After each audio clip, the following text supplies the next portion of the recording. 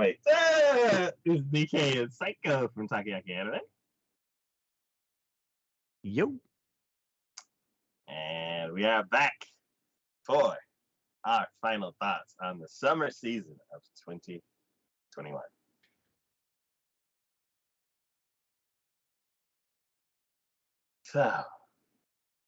So. This season, pretty standard season. Yeah, I'd agree. I mean, it's not anything like, well, okay. Let me before I before I overstep myself and say, oh, that is nothing, fantastic about it.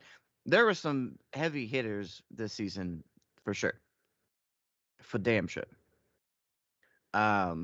But overall, like, I definitely have seen worse seasons, but I've definitely seen better seasons. I think this next season is probably going to be one of those where it's definitely more like, considering our list from before. It's like a spray and pray season. That next season's going to be something special, is what I kind of get to. But as far as everything else goes, but no, I definitely could say that there was some highlights in this season and some definite big contenders and a few surprises too that I definitely could say that I wasn't expecting and I'm quite happy about. So, yeah. So, as a little aside, the last few episodes have been like delayed by like a week or 2 or 3 or 4, and this one was actually on time. Yeah, I had a momentary panic last week when I was like, wait, are we supposed to do it? Oh shit, I forgot. And it was close to being another one of those delayed shows. 2 weeks ago, I dropped Riri off at work and I was running a couple errands before I headed back here. And my neighbor called me like 6 times. And I'm like, okay, what happened? And he said that my smoke alarms were going off. And I very quickly went home. I didn't speed or anything because I'm like, what's the point of getting pulled over while my house is potentially on fire? I can't go to the house. So getting delayed would not be wise. Yeah, so I got home as quick as I could, and I don't know what, like, if that's something that you're supposed to do, but I like touched the doorknob to see if it was hot because I was like, oh well, if inside the house is hot, the doorknob's hot, then why open the door and get torched? So I was like tapped it, kind of like off of Home Alone, where you're just like tapping it so you didn't get burnt again, and it was fine. And then I opened it and like peeked inside, and everything looked fine. And then it was super loud, and I imagine those fire alarms are no joke. Yeah, and I was like, okay, I don't see anything, and then I'm like, I don't obviously see fire, so I don't know exactly what to do. I don't think I should just walk in here. So I'm gonna step outside and think. And then I called like relatives and like tried to get advice, and then I called the manufacturer, people who built some stuff here, and I'm like, oh wow, the smoke alarm's going off, and I'm like, I don't know what to do. I'm like, I don't want to call like the authorities and like end up with a possible like crazy bill, even though that's like a terrible thing to worry about. But it's like false alarm. I called some people. They came here. They're like, it's fine, and then they're like, oh yeah, here's a $3,000 bill. So I'm like, yeah.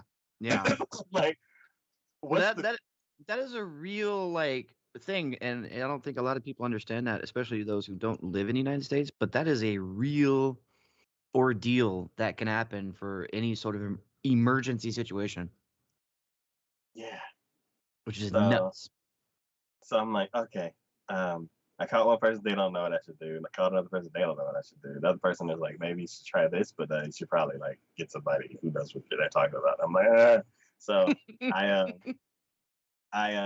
asked a couple of questions, and then they say that I probably don't have carbon monoxide um detectors because I don't have gas here. It's all Mhm. electric. Mhm. So I'm like, okay, that gave me a little bit of confidence to like go into the house. Um, so then somebody said like maybe it's a low battery because um, they can go off, and I'm like, is low battery like when it goes beep and then nothing? Not always. Yeah. So that's what I found out. Is that this stupid thing in here had a low battery, and because all of them are wired together, it Mhm. sent the whole house into a panic. And it was loud enough to where my neighbor was like, "Hey, what's going on?" and came over. Mhm. And from the last show, there was a point where we had to pause and like let this little thing over here go off because I Mhm. have everything tied into a battery backup. Yep. Um, and I thought because it probably happened not this it probably had last show and it probably happened the show before. So for 2 months I've been ignoring this battery thing, and I thought that it was time for it to just short circuit and catch fire and like burn my house down. So I got here, everything was fine, and I unplugged. Basically, I shut off everything in the office. Usually, everything's plugged in on standby, and Mhm. all my network files and all that kind of stuff, like for the show, like all the stuff that pops up, it's all tied into like these little boxes back here, and everything was like good. But once that happened, I basically shut everything off. Brought an electrician. He like checked things, and basically, it's just like wear and tear. And it's Mhm. well, not wear and tear because you don't like you don't wear out plug outlets and stuff like that. Well, technically speaking, you kind of do. Or when you plug it in, but like as far as like the well, I guess I get it. I get No, because I mean, depending upon the usage of them, it. Mm-hmm. those things can eventually. I mean, obviously, it's not something that happens like immediately or whatever, but like over time, the usage of a an outlet will like the power going through it on a constant basis will Uh, also begin to actually wear those wires eventually. I mean, it's going to okay. happen over a long period of time, but Yes. So 7 years, and the it's like what a little bit longer than the age of the show. We moved in here, mhm, and in the kitchen, one of the light switches was because we use that light switch all the time. Is right next to the dining room and like all that kind of stuff. And mhm, so that switch stopped working, mhm, and then um, I wanted to double check the ones in here because I run the entire show in here, even though it's once a month. A lot of stuff is plugged in, and I wanted to make sure I wasn't like overloading a circuit or something like that. And what I was mhm. told is that there's only one circuit in here. Like all of the computer, I'm like, oh, I'll plug it into this outlet and that outlet. And they're like, yeah, it's still all wired the same. Uh-huh. So if I can figure out how, there's two things I want to do. One, uh, also the power like kind of dips every now and then, which is Mhm, the main reason why I got a battery backups. Um, I want to get like a electricity conditioner kind of thing that like just keeps the house maintained at a certain level, and even though the electricity coming from the street is like varies, it'll at least smooth out everything here, and I don't have to worry about any of my like electronics dying, like this projector that died. But it may be old, it may be cheap, I don't know. So uh, Well, the other thing you can do about that for electrical is make sure that the currently that entire room you're in is all on the same breaker. It's wired that way. It's all on the same breaker for the control panel. If you divided it up, rewired, and took some of the load off of certain areas and put it onto other areas that you don't use as frequently, mhm. that would also help. Yes. So the first thing want to do is make sure I get the battery backups back up. So this thing Oh yeah, I cost recognize those things. $80 goddamn dollars. Mm-hmm. I got that replaced, so it shouldn't be beeping for 5 years. And now everything's up and running again. And then yeah, he said that he can basically put in another circuit. So it'll split up the load for the whole place. So eventually that is a goal that I don't know. I have no idea how much it's gonna cost. But yeah. Well, if I was a little more skilled and was in your area, I might be able to figure something out with that, but that's just a slight bit beyond my expertise. Yeah. So yeah. As far as beeping, the beeping's over for now. Yay! And maybe the delays for the show will be over because I'm working on stuff. Oh, good. All right. So Good to hear. back to the show. Today we have 6, I believe, shows to talk about today. And the first show is My Hero Academia Season 5. So, man, I, I I like how people have been naming this most recent arc My Villain Academia. Yeah, they actually said that in the show too. Really? Yeah. Oh, I must have missed that. Wait, was it one in the opening or something like that? No, it was one of those. I think it would have been an episode title or something, but it was something like a note, whether it was something that somebody said or something that they like named part of the episode. I can't remember, but I saw that written out. Yeah, I appreciate it because this really is My Villain Academia right now. Because we're getting backstory from villains, and considering how long we've been with these villains, and considering how little we've known about them throughout the series. Now, granted, I know you mangaritas out there probably have gotten a great deal more information and whatnot, probably as we've gone along, but the fact that in the animated series, this is, the first time we've actually gotten that, I appreciate that highly. Yeah.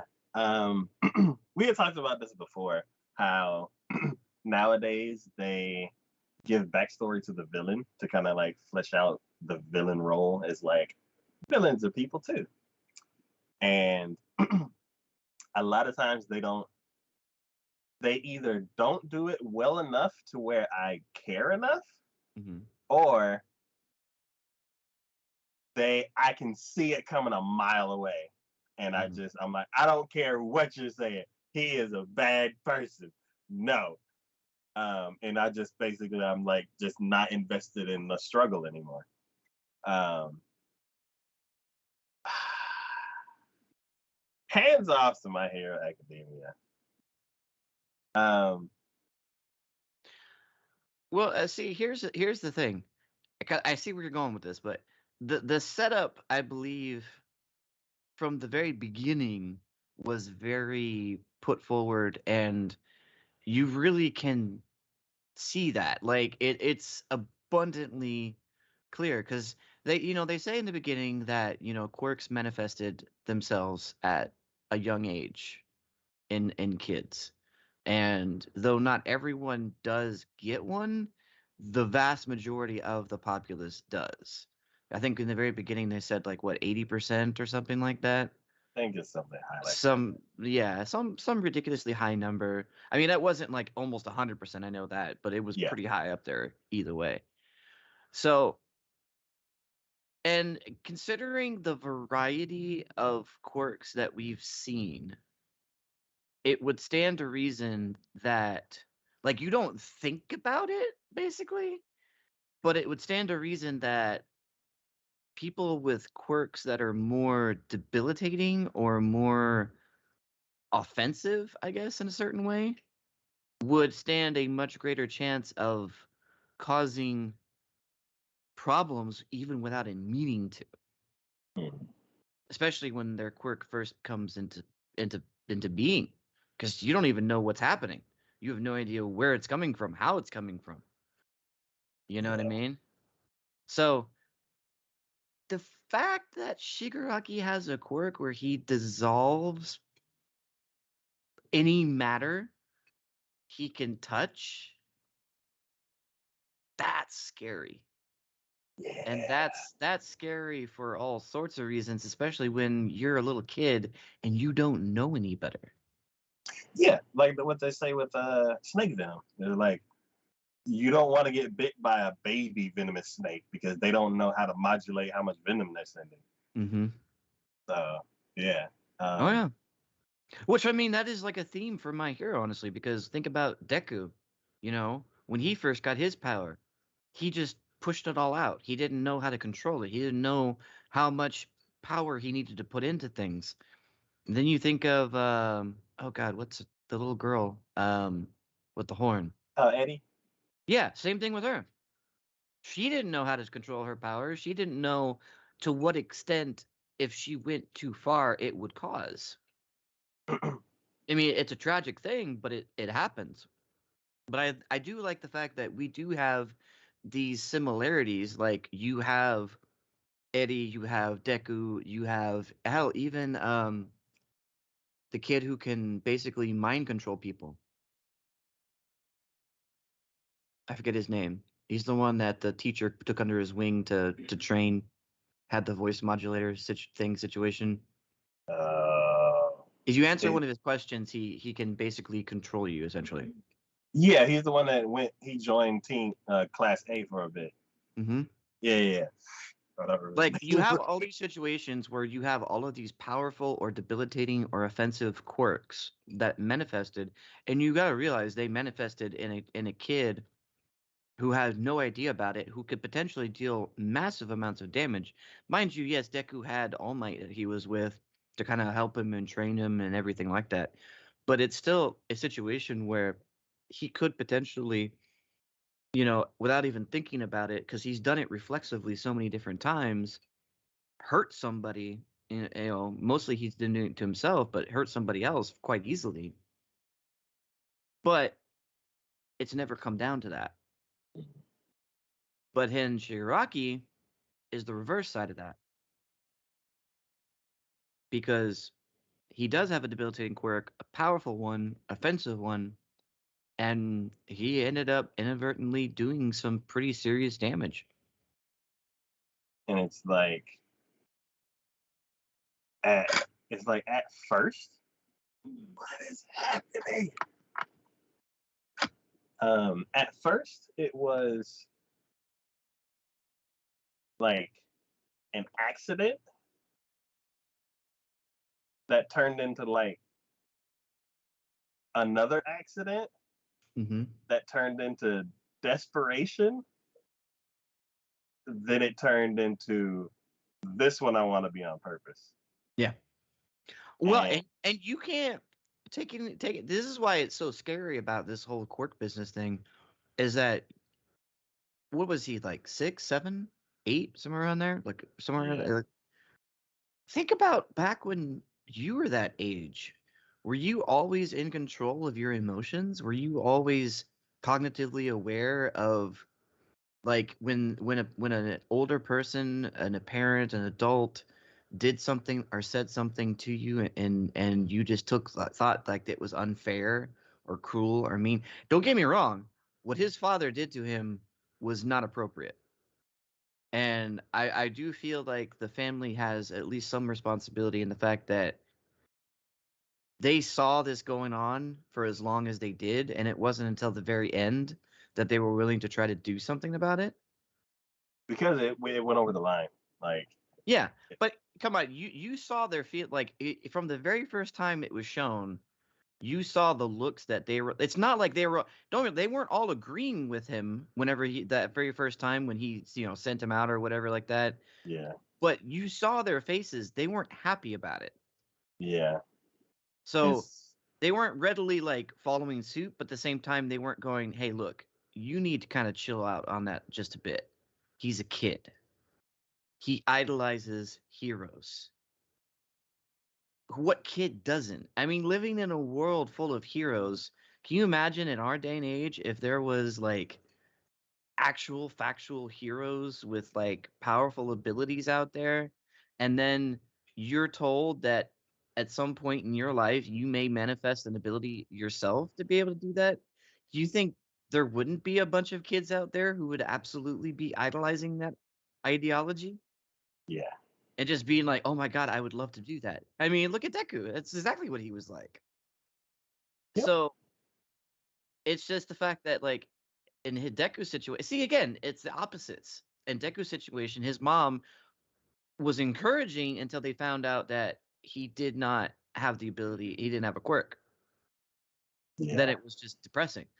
But in his and Shigaraki's situation, he didn't have a quirk at the time, but his dad was just so against heroes. And it's like, if you think like a couple generations back, it's like his mom, like the grandmother, it like what was her situation? Because like I would think if you were surrounded with like a lot of family and you had like a support structure and you needed to like kind of pay your debt to society and help out the world, but you have somebody who's dependent on you, it's like let him stay with your sister, let him stay with your mom, let him be raised by his grandmother. Like, yeah, the original hero in this situation didn't have anybody else to rely on, or the people that he did rely on were kind of burdened by the father. Mm-hmm. And he basically grew up in a position where he felt extremely neglected. And because of that, he just kind of turned his back on the whole hero thing. Mm-hmm. And then because of that, that basically just all of that got pushed down onto his kid, and he basically created the worst villain ever. And Yeah. it's like, it's this is how this is why you truly feel for a villain like that. Like the way that it was set up before, like up until now, it was kind of like the standard. They're like, oh, well, when he was younger, this is the situation that he went through, and now he's mean now. And you're like, oh, okay, I guess I can get that. And then with this season, they're like, oh, this is like nobody's fault and everybody's fault. It's Mm-hmm. like, Well, and the real heartbreaking thing about that is you saw like in the situation with his mom, like she saw the death and destruction that was happening and was still trying to go to him to comfort him because she saw how it was affecting him. yeah, yeah. So there was still love. There was still like acceptance and just being like, look, it's not your fault. It's not your fault. Yeah. Yeah, it's like that like the whole head of the house is like lays down the law kind of thing is like something that happens, you know about, but it's like when there's a situation where like you see people being hurt in that situation, it's like it sucks because Oh yeah. it's like everybody's in a situation where it's like I can't really go against the way things are here. So as much as I want to say something, I can't because it's not my place. And then once the tails like the scales tip and like things are getting wildly out of control, it's like I really felt bad for the mom because it's like this whole time she's like, I really wish that I could mother my child the way I want. And Mm-hmm. because I have to step aside, it really hurts. And it's like then it gets to the point where it's like the whole like how a mom can like lift a car off of their child. Yeah. It's like it Oh yeah. hurts so much to see. Yeah. No, I mean, that whole situation was heartbreaking. It was seriously heartbreaking. Um, But even the sister, like she she was like rebellious. Like she would sneak around and like help out her yeah, brother. I'm a little, I don't know. Like okay, so the mom, I definitely feel a little more compassion for. The sister, just underneath the mom, the grandparents underneath that, and then dad's just bottom of the list. Mhm. Um, the only reason I put the sister underneath the mom in that regards is because, like, she found the picture, she told Shigaraki about it, and then I don't know if it was because maybe the dad noticed that something had been moved in his office or something like that, Mhm. and then started to come down on her. So then she tried to foist the blame onto Shigaraki. Yeah, I mean, it's like, look, you found the picture. You went to picture. You showed Shigaraki the picture. Take responsibility for your actions. yeah, Don't and she even knew that she'd fucked up in that regards because later on, before she died, she was going over to him to apologize. yeah, So I'm like, you kind of fucked up on that. I mean, I appreciate the apology and everything, and you are a kid. Kids will be kids, but come on. Yeah, I don't know. That whole situation was fucked up from the get go. And again, it really makes you think. It's like, and in a civilization and a society like that, when kids start manifesting quirks that are beyond their control to know what to do with, like, what do you do in that situation? How do you control that? How do you manage that? What do you do to steer them away from a life of crime and make them better for it? Or is there even a way to do that? yeah. So, Um, the other hero that we got a lot of backstory on, not as thorough as this one, but twice? oh, three. Yeah. We got Okay, three. So we got okay. So Shigaraki twice, and then what's her name? I can't remember. I, God damn it, what's her name? I was a little Eddie chart. um, but yeah, so with the girl, um, that one, that situation reminded me of Kotora.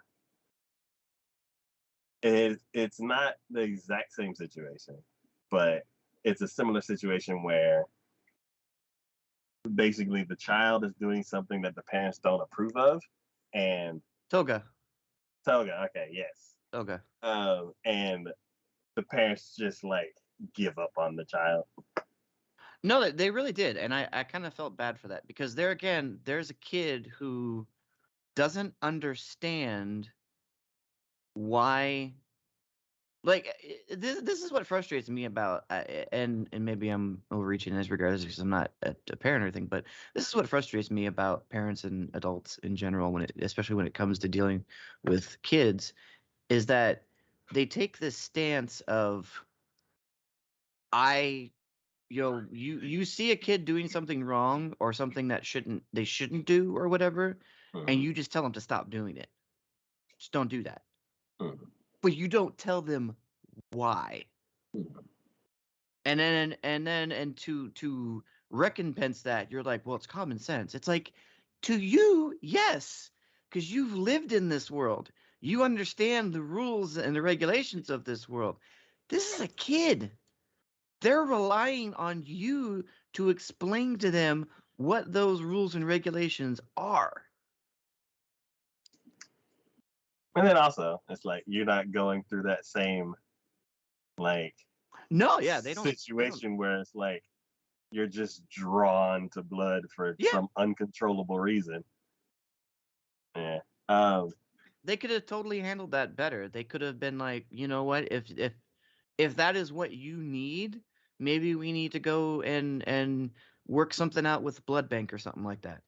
Yeah. And be like, if that's a need and urge for you to do something like that, let's go work this out. Let's go discuss. Let's see what we need to do to mitigate that need in you, so that way you don't push it over the line and go to a point where you don't want to be. Yeah, like go to some kind of doctor and be like, this is your medication. It's Yeah, like you get a certain you number of get like capsules and you have to with take like one a day. blood or something in it or Yeah. whatever that just kind of satiates that need. It's like there's got to be some way of dealing with that doesn't involve just telling them, no, stop that. That's wrong. That's bad behavior. Don't do that. It's like you're really. And the sad thing is that as you look at it and go, you know, you'd think these people would be more understanding because people have quirks, they have special abilities, they have needs that go beyond just a normal situation, day-to-day life. I mean, it's like you got to go and look beyond that. But Hmm. I honestly believe that in our given our society, and if that's something that happened in our, like, if one day all of a sudden people started waking up with powers or whatever like that, like, I believe that is how our society would handle that situation like that. That's true to form. Hmm. And Because I it's mean, like, go ahead. like, like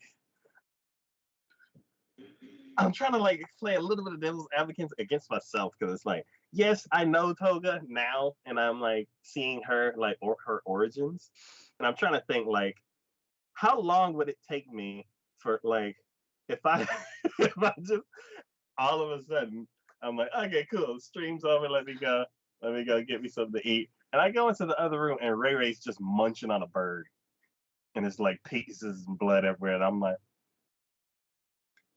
how long would it take me to get to the point where it's like, oh, okay, this is what you need. We need to go get a doctor, get you some kind of prescription or something like that. I'm like, how long would it take me to get there? Would I even get there? So it's kind of like, I don't know. It's like kids, they get into stuff, but like that's a little extreme. No, yeah, no, absolutely. If I woke up, went out in the other room, if I was still living with my parents, and I saw my little brother sitting there munching on a bird, like not cooked, raw, blood going everywhere or whatever, I would momentarily freak out. I'd go, "What's wrong? What the hell? What?"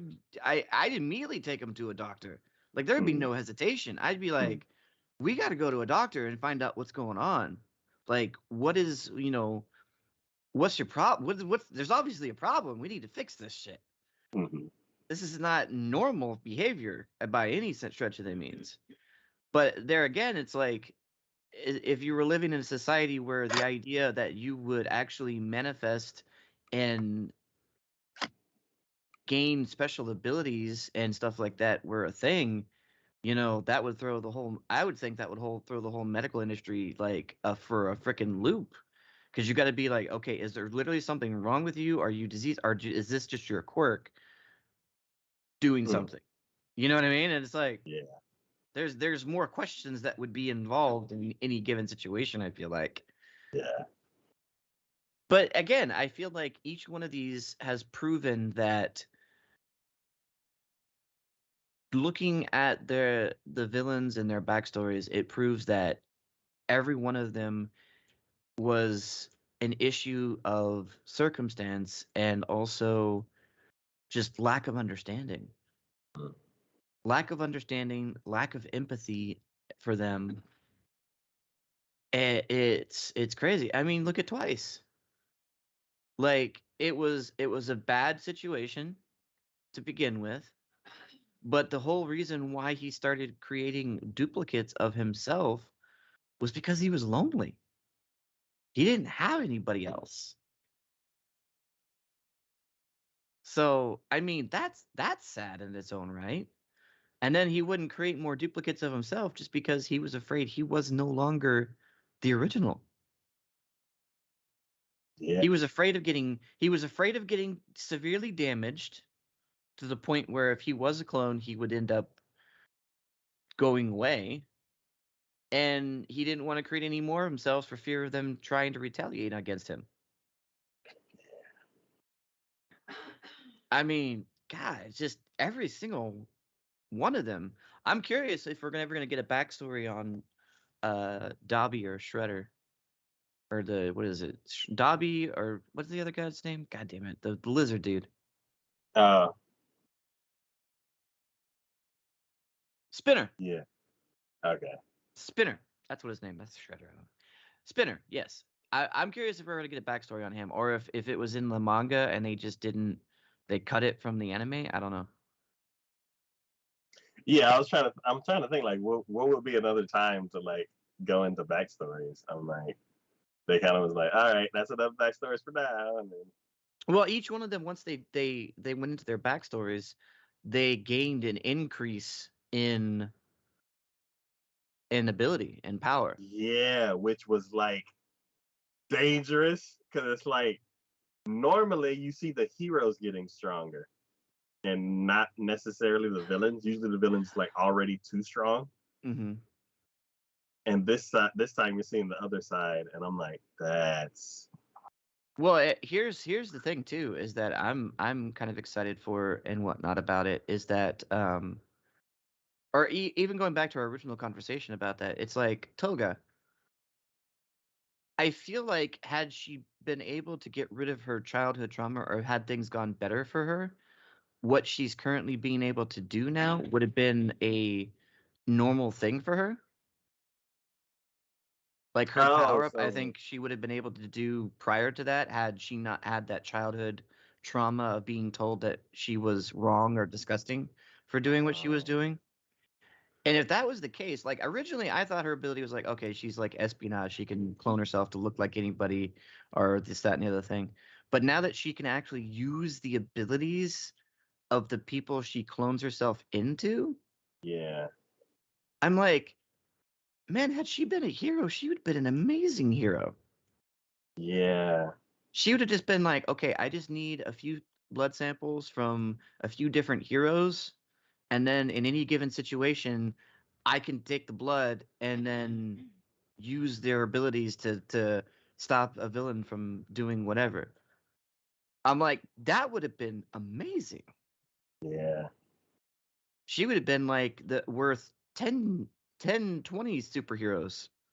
yeah. It's kind of like there was also another person who like who could use other people's abilities, Hmm. but I think he had to see it or something like that. Oh yeah, the dude with the watches. His was like timed, and I think he could only hold three at a time. I think, or something like Yeah, that.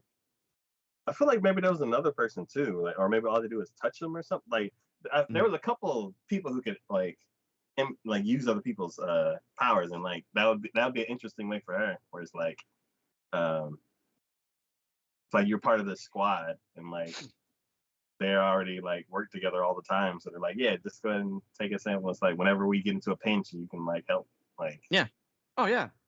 I mean, it'd be beautiful. It'd be like now if you were facing a hero and you're like, oh, we need to subdue them or whatever because they're too powerful or this, that, and the other thing.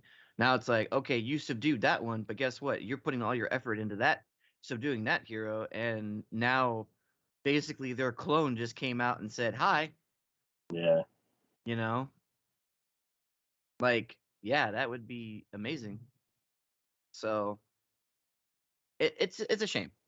It's a shame, and I think learning more about this has definitely amped me up. And yes, it is scary for the villains to be powered up, but we've already seen with the numbers of the heroes, like and them getting stronger, it's like we had to have villains to match and or exceed that yeah, to a certain extent, because there has to be a struggle. There has to be an ultimate struggle. And I am so looking forward and amped up to see what how this is all going to pan out because the league itself was scary as is, but now they have an army. and it's weird because it's like like kind of like the worst outcome. It was like there was the heroes, then there was the Liberation Army, and then there was the villains. And it's like, who's gonna fight who? They're like, oh, hold on, let the two bad guys team up together and Yeah, then go against the heroes. yeah, We're like, yeah. no, that wasn't supposed to be how Well, it was. and even thinking about it this way, the Liberation Army. See, this is why I enjoy good, thoughtful villains. The Liberation Army, I don't necessarily completely see as the bad guys, quote unquote. Because what is it that they're trying to do? They're trying to justify like people being able to use their quirks however they want. Like, don't be afraid to use your God-given abilities. I mean, this you were born being able to do this. So why not do it? So I don't necessarily see now they may have gone to a certain extreme in that regards and gone, all right, look, now we're like we feel like we have a superiority against anyone who doesn't, or those who have like a certain social standing in regards to that situation, and it's kind of manifested in that way. But originally, if you see, this is why any sort of like I don't want to say cult, but it's kind of what's coming to mind right now. Any sort of like group that gets together, like the initial idea and the reasons why they get together can be good, but it's the ideology that they follow. If the person in charge either becomes corrupt or leaves their established order, now all of a sudden the idea becomes skewed. yeah, And I feel like with the Liberation Army, that's what's happened. Like they had good meaning, good reason, good purpose in their initial assessment of what it is they could do, why they could do it. hmm, Because I mean, look at the kids. Like they technically were not supposed to use their quirks and do any sort of hero work until they got registered as heroes. yes, Well, that's kind of what the Liberation Army originally was kind of fighting against. They're like, there should be no reason why we can't do things if we see we can do them. It doesn't yeah. matter if That's we're necessarily heroes, quote unquote. We just have the ability to do these things and enact change. So why not do them? yeah, that's one thing that I was trying to that I was thinking why why was there such an issue about being able to use the powers? So there is the licensing system, and one thing I'm wondering is like, what if you have an ability that isn't really sanctioned by the licensing Hmm. um, whole system? And I'm like, are there people that are just banned from using their powers altogether because it's not properly sanctioned? And that's the reason why this Liberation Army Well, got I formed. also I also think there's probably a stigma in society in general against like certain people who have quirks that are maybe a bit beyond, like Spinner, for instance. Mhm. Do you think there would be a company that would be willing to, hire him on, like, do you see him down at the local ice cream parlor or whatever, scooping ice cream for children or something like that when he looks like that? Do you think there would be someone who would be like, "No, I'm not going to hire you." Just purely based upon the fact that he looks the way he does. Mhm. And I want to say that the Liberation Army, I think that was they're trying to push for acceptance of not only the usage but having the quirks that you have in general. Everyone should be, able to do whatever they want to do, regardless of whether they're some sort of lizard reptile looking thing, normal looking human, or person with tentacle arm, like whatever it is. Mhm. And I think that initially that was what their goal was. It's just now it's become, even before the villains took over, the League of Villains took over. I think that their overarching goal from where the original person had it to where it is now has just been corrupted. So with the original leader of the Liberation Army, the current guy's father, Mhm. um, was the hero system developed already? I believe it was already something that was taken into effect. Because It I'm definitely like, looked that way. okay, because I'm gonna say if the hero system was born out of the whole Liberation Army, where they're like, yeah, that's a good idea, but how about we like build like a system to where people can go to school and like get properly educated to make it safer, and then maybe because the rules are too strict, and maybe because society has like this certain like judgment against certain quirks and stuff like that, that's what caused the Liberation Army to kind of turn towards what they are now. I mean, it's a possibility, but I feel like it was more like, especially considering the way this all manifested to begin with, it was out of nowhere. Mm, And there may have been like heroes who had been starting at that time. Um, Everything may have been fairly new in regards to that. Like mm, the ideology of heroes and villains being a norm was probably something that was not like even close to being norm. mm, And I want to say that it probably all transpired from that. And it's pure speculation on my part. I'm sure the manga or maybe even further in the story will get more background information into it.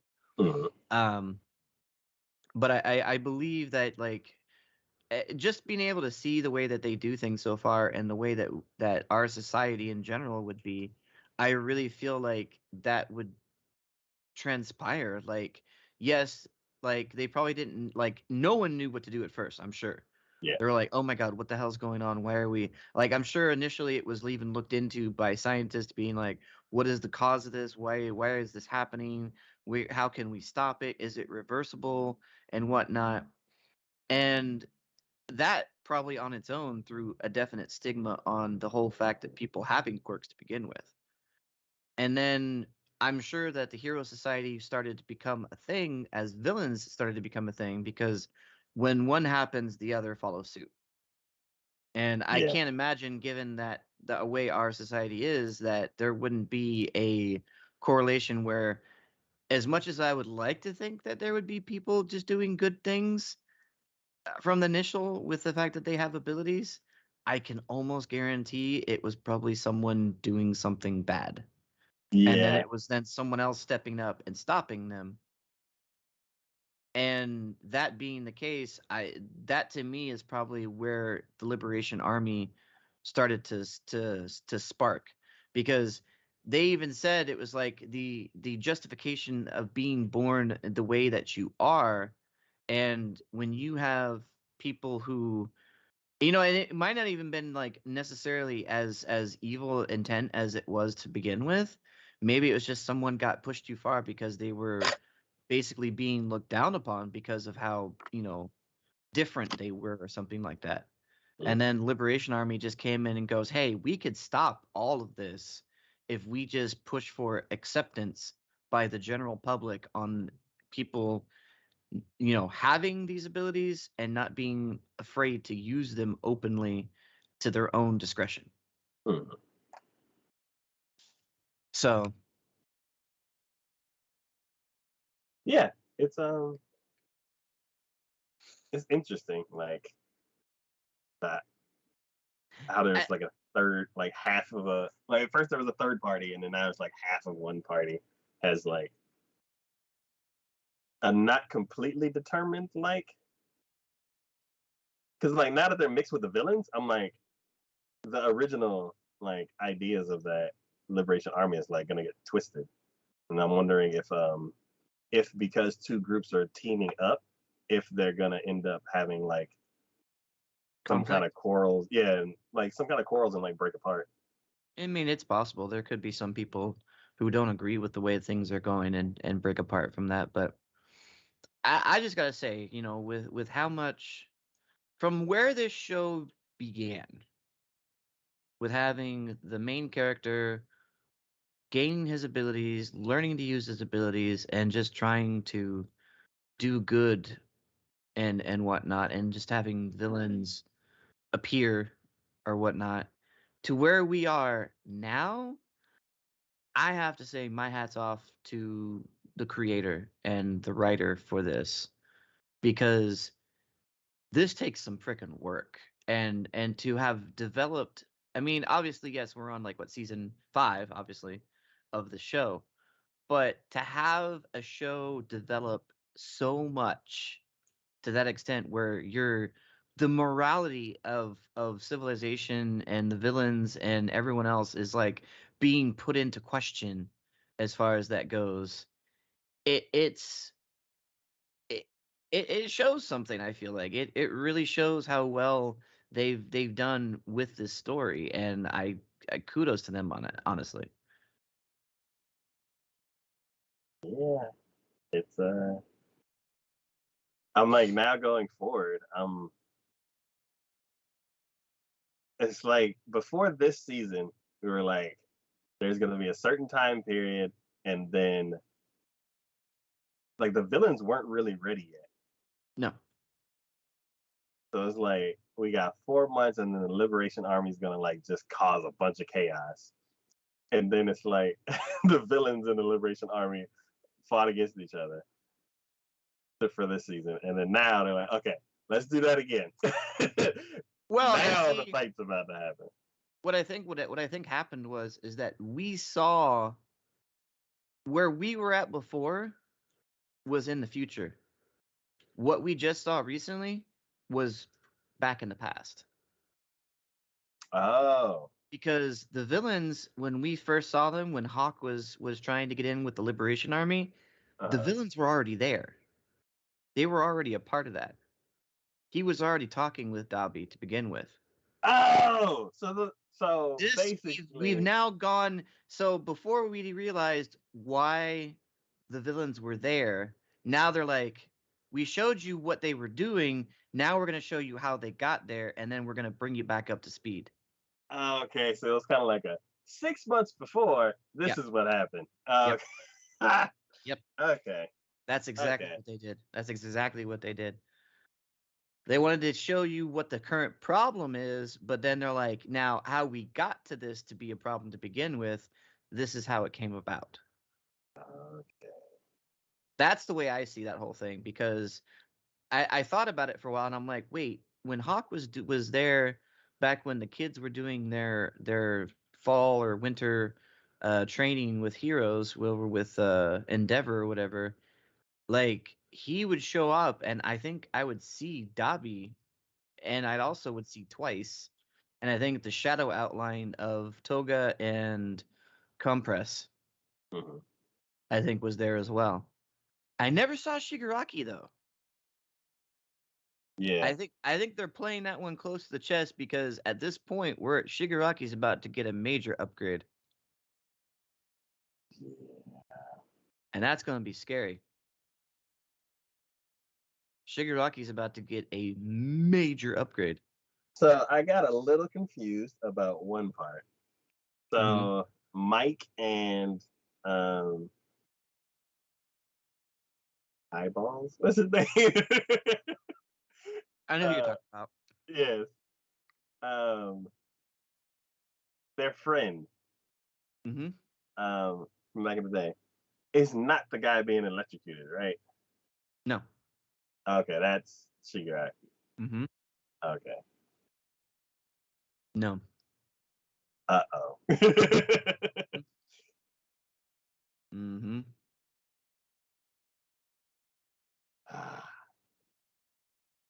And they kind of teased it too. You realize that on one of the episodes previously, they had that one part where they showed somebody with white hair standing in the ruins of a city laughing. You Yeah. remember that? That was Shigaraki. Mm. Like, I didn't realize who that was at the time because he didn't look the same. But after his battle with the leader of the Liberation Army, I'm like, oh, that was him. Yeah. So, good stuff, man. It's weird because like I was worried, but now I'm like different worried. Even though it's the same battle coming, it's like I have more information on the other side. And I'm like, Oh yeah, we know more about what's going on and what to expect than now the heroes do. yeah. Because I don't even think that Hawk knows the full extent at this point. Like No, he's still it's trying to go delve into it. it's so weird because before the season started, he had the most information out of anybody. And then now that this season's over, he don't know. He doesn't know the half of it. No, yeah, I'm no, like, he oh doesn't. no. He doesn't. He really doesn't. And It's sad. I felt kind of safe because Hawk was like, okay, he knows the most information out of all the heroes. And I'm like, he'll be able to crack the case. And now I'm like, oh no, heroes, Mm-hmm. they're in trouble. Not only does it, like, yes, it's still correct that he knows the most information out of all of the heroes, but now you realize how little information he actually knows. Yeah. And he was trying so hard to like gather as much information and like share intel. And I'm like, oh, you haven't even scratched the surface. Nope. Or maybe you scratched the surface, but then that's all you did. Yeah. Mm-hmm. No, it's gonna be crazy. Deku really needs to start mastering all of these powers. I feel like Yeah, like this coming battle is gonna be rough as hell. And honestly, considering how little progression he's gotten, like he's gotten progression. Don't get me wrong, but how little progression he's gotten in mastering all the powers that he has, I sort of feel like this coming battle is going to go towards the villains. Heroes aren't gonna win it.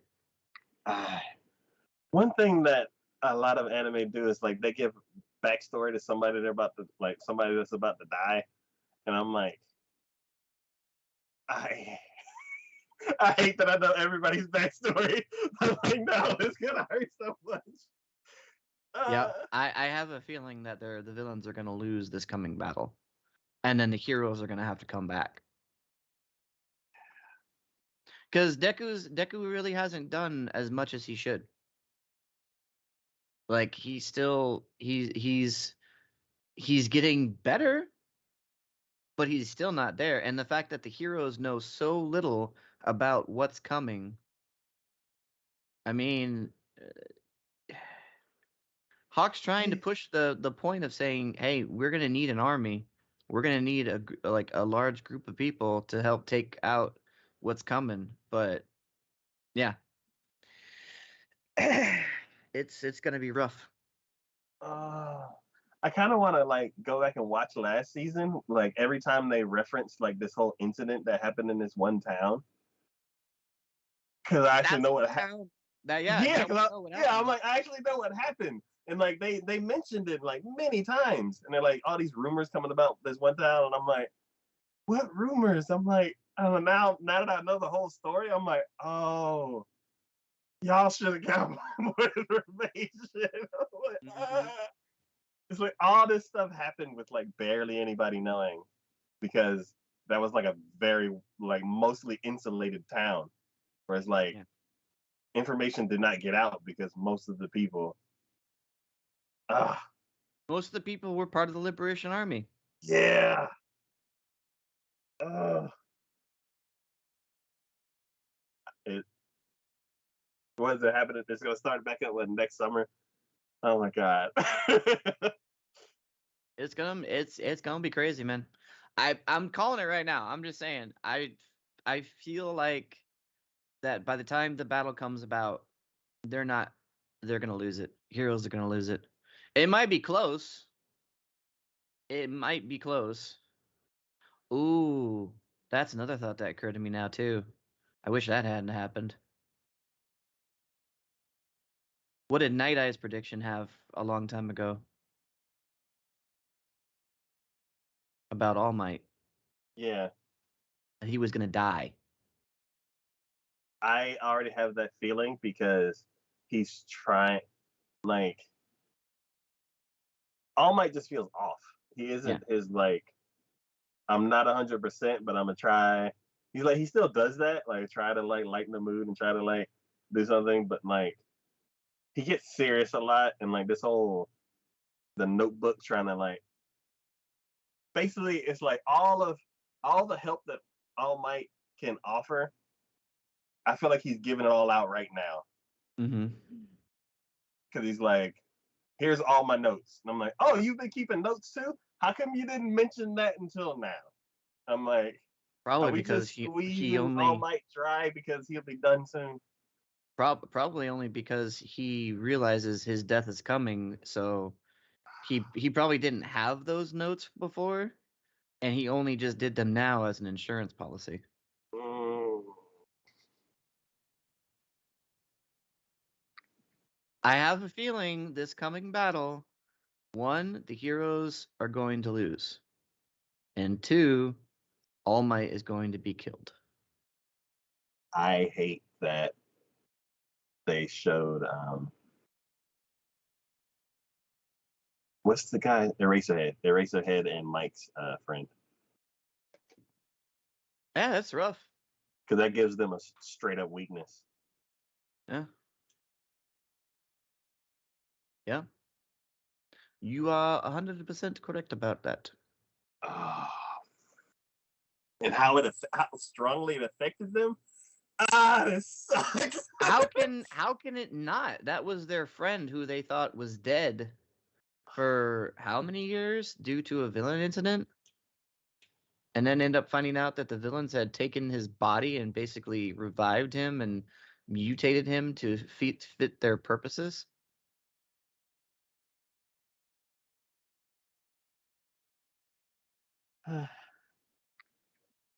I mean, how could that not affect somebody like that?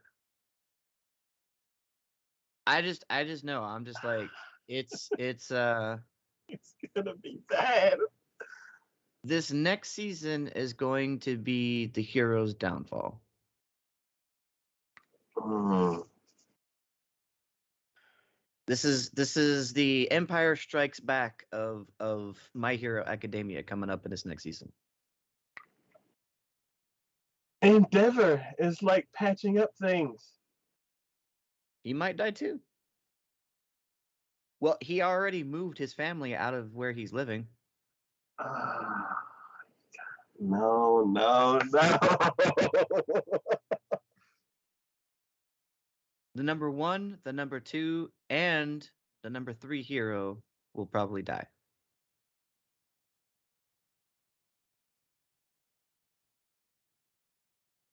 Endeavor, All Might, and Hawk will probably die.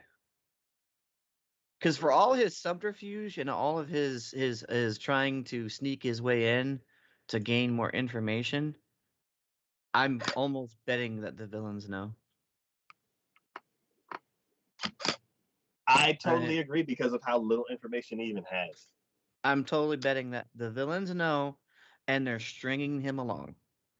They're stringing him along, and they'll let him know before they strike that they know, and they'll kill him.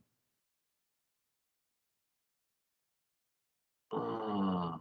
Dobby's probably just getting a kick out of the fact that he's like, I'm just stringing him along. He's just a puppet to my strings, does whatever I tell him to do, and wants to see how far he can push that before.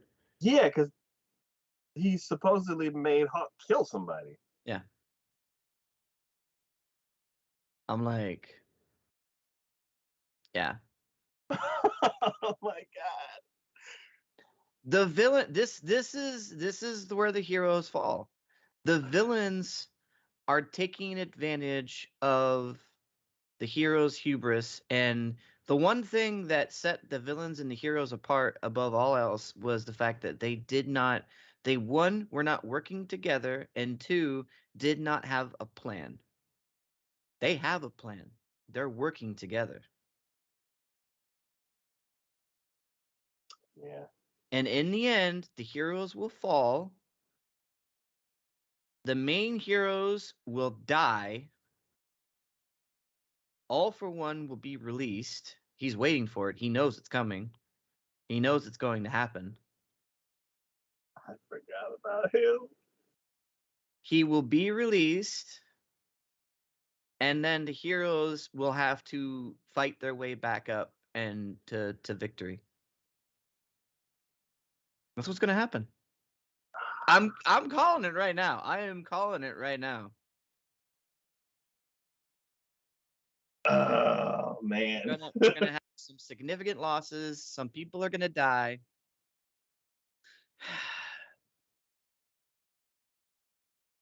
Who were the main people?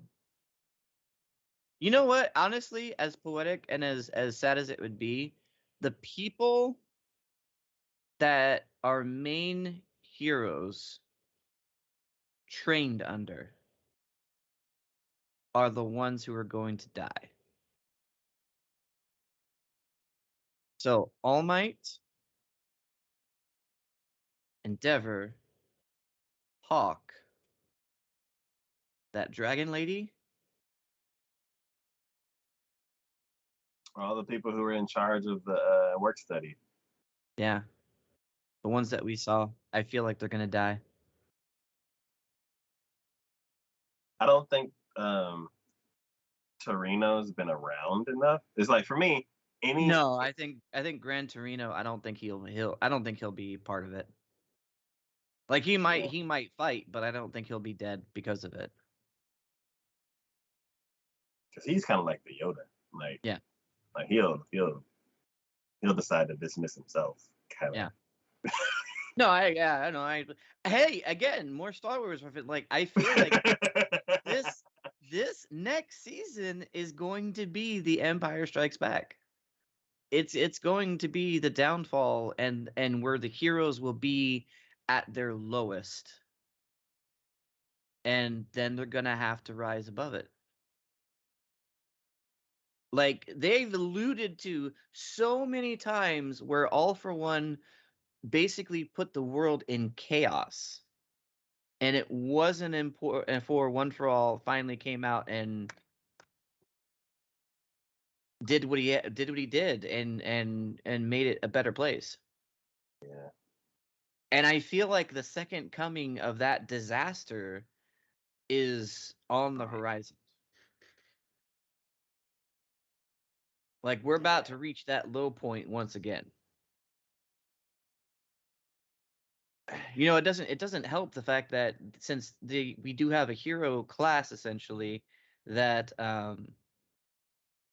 you know most and we have a ranking for heroes too. Most villains know who's the threat. Yeah. They know who they have to take out. They know who they have to go after.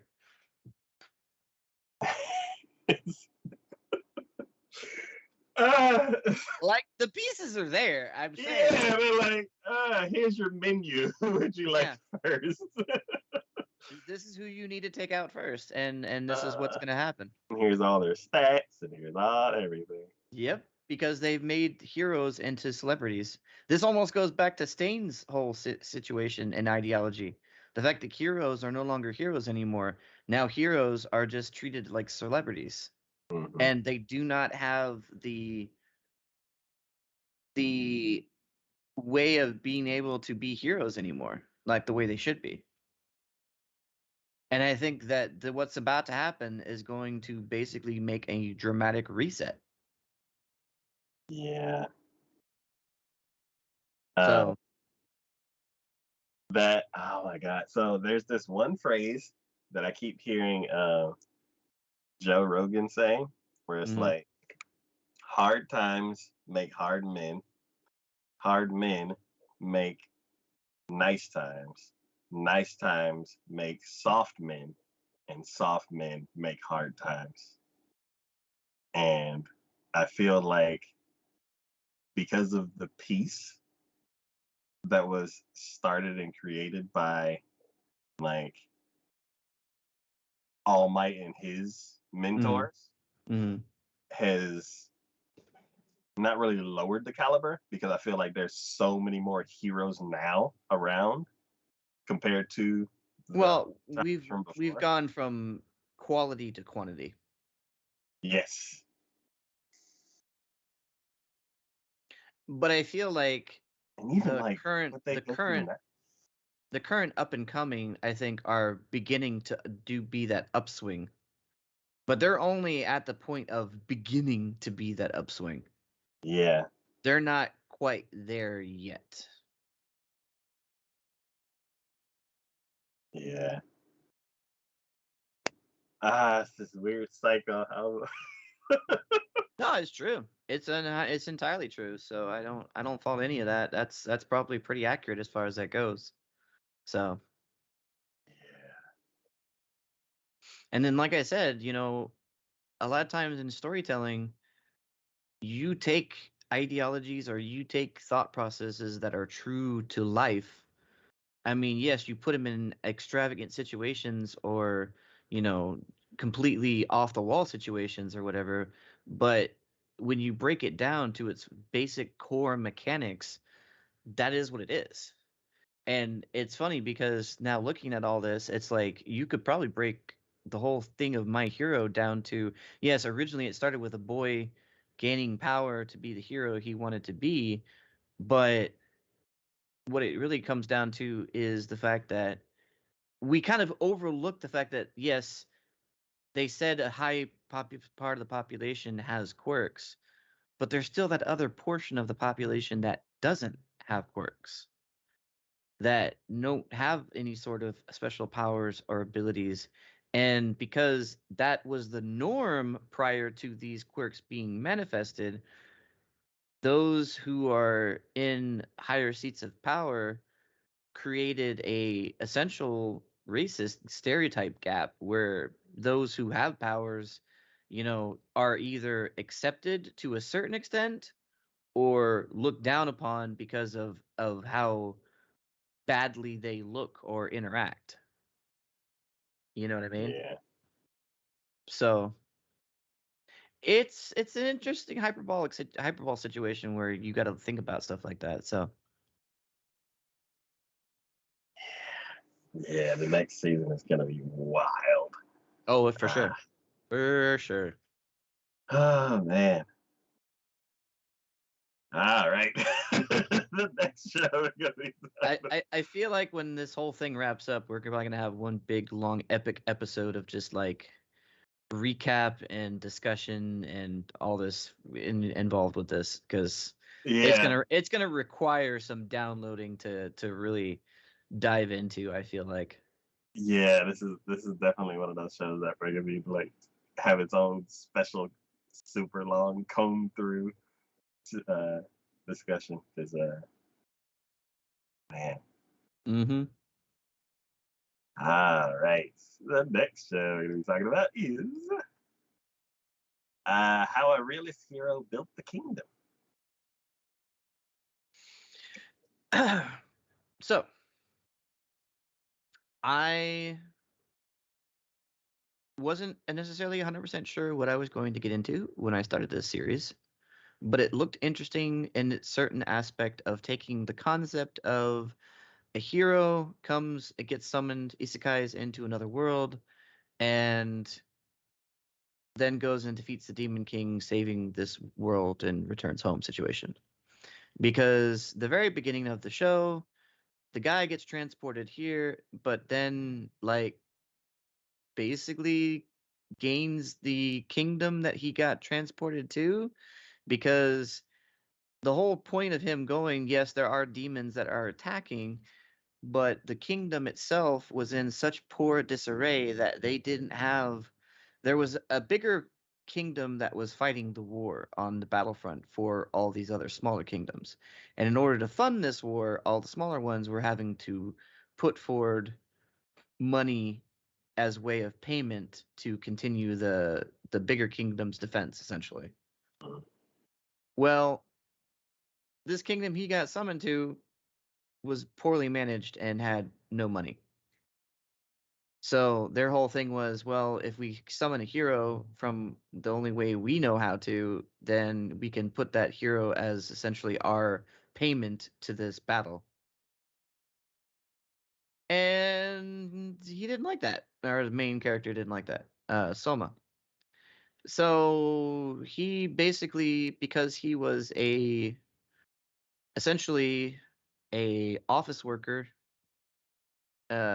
dealing with I guess, in the government, dealing with our, they're in Japan's, economy and their economy and all this other stuff. He basically looked over all of their information and managed to get the money to be able to pay. So, which the king was like, "Man, you do this better than I do. Here's the crown."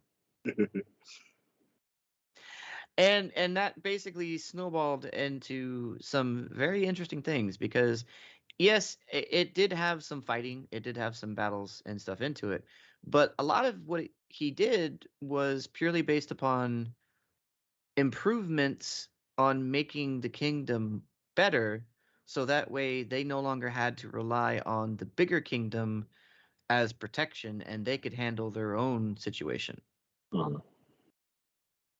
Um, and I appreciate the way he did it because everything that he does in this is all very realistic.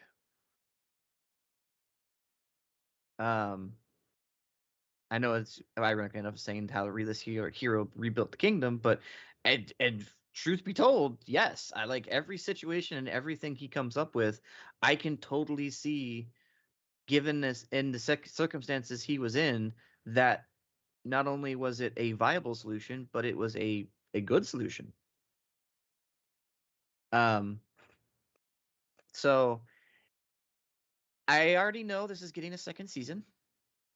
Cool. I happened to glance ahead because I was looking for something else, and I think it's supposed to be coming out summer of next year, season 2. Okay. So I'm excited for it. It was definitely one of those I looked forward to watching every Saturday. I think the characters themselves were great. They all had their own individual personalities and what they did and what they represented. But I also like the fact that the girl who was the princess originally, I like the fact that originally, again, one of the old tried and true tropes of, he gets all of a sudden praised and everything, and he's like, "Oh, you're the king, you can marry my daughter," and he's like, "No, I'm good. It doesn't matter to me. I'm fine." And even tells her after his dad said, "Well, you're gonna marry him," and she goes in to talk with him, and he's like, "Oh yeah, you can forget about that. It doesn't matter to me." But because of the way he is and how he's been doing the things he's been doing and doing them well, I like the fact that everyone out there in anime and doing some sort of romance or whatever, please take note of this. This is again another prime example of how you can develop and bud a relationship from two people who will not only know nothing about each other, but also were pretty much kind of against one another in a sort of sense because she was so against the idea of marrying him just out of nowhere. Yeah. Um, but towards the end of this season, I definitely could see she's starting to have feelings for him. Isn't that part of the reason why she kind of like came back so quickly, or was it just because some new Oh yeah, guy? no. Yeah. She came back so quickly because she heard her father had abdicated the throne to someone else who she had no idea who it was, and then also said that she was to marry him. Yeah. And she thought that her dad must have been under some sort of duress or whatever and been forced into the situation or whatever. And Yeah. it's like, no, he did that on his own volition. So no, I like I said, I this was definitely for me one of the surprise series. And I also appreciate it because I appreciate good tactics. I appreciate good tactics, good thoughtful planning. That's why, like, what is it? Is it wrong to pick up girls in a dungeon? Season 2, the very big, or not season 2, season 3, or was it season 2? Three Anyways, was the three was the hot spring episode. I mean, two was the hot spring episode.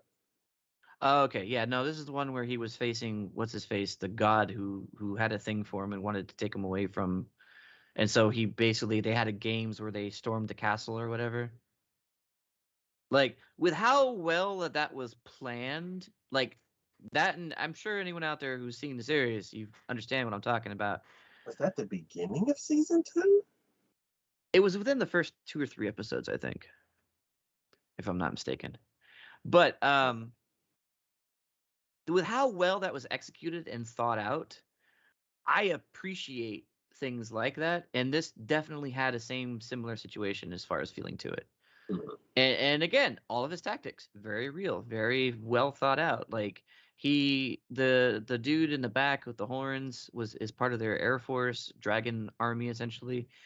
And he was going against the king thinking he wasn't fit to be a ruler.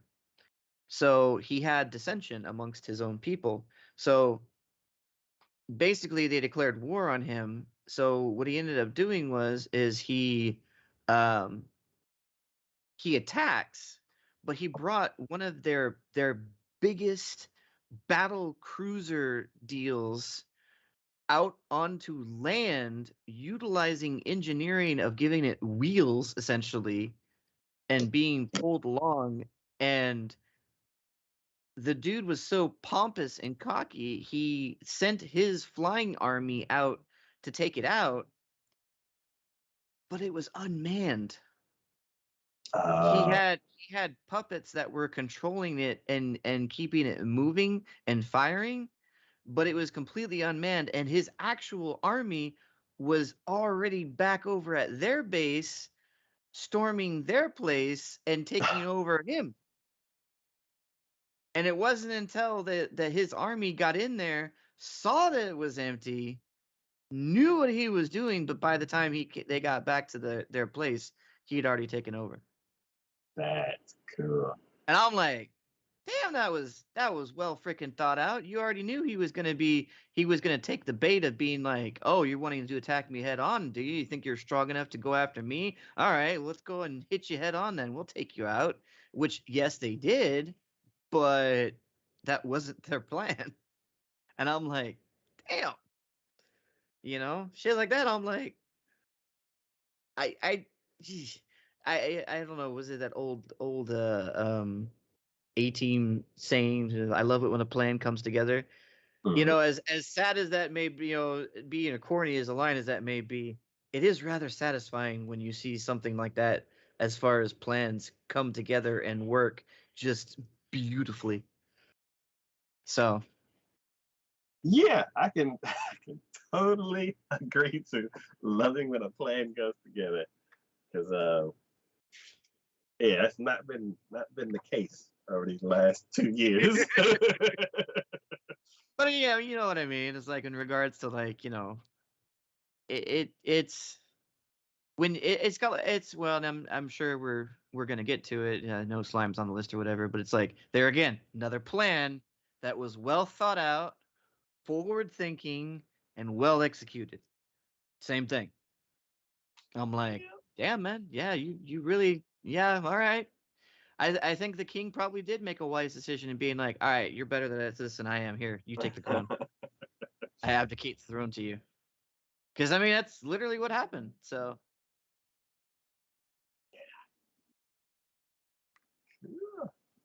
Yeah, this is one of those. This is one of the shows that I was interested in the concept. I watched the first episode and I like the way it was going, and I hope to be able to catch up on it and like continue it. especially with the I second would season, say, huh? especially with the second season coming.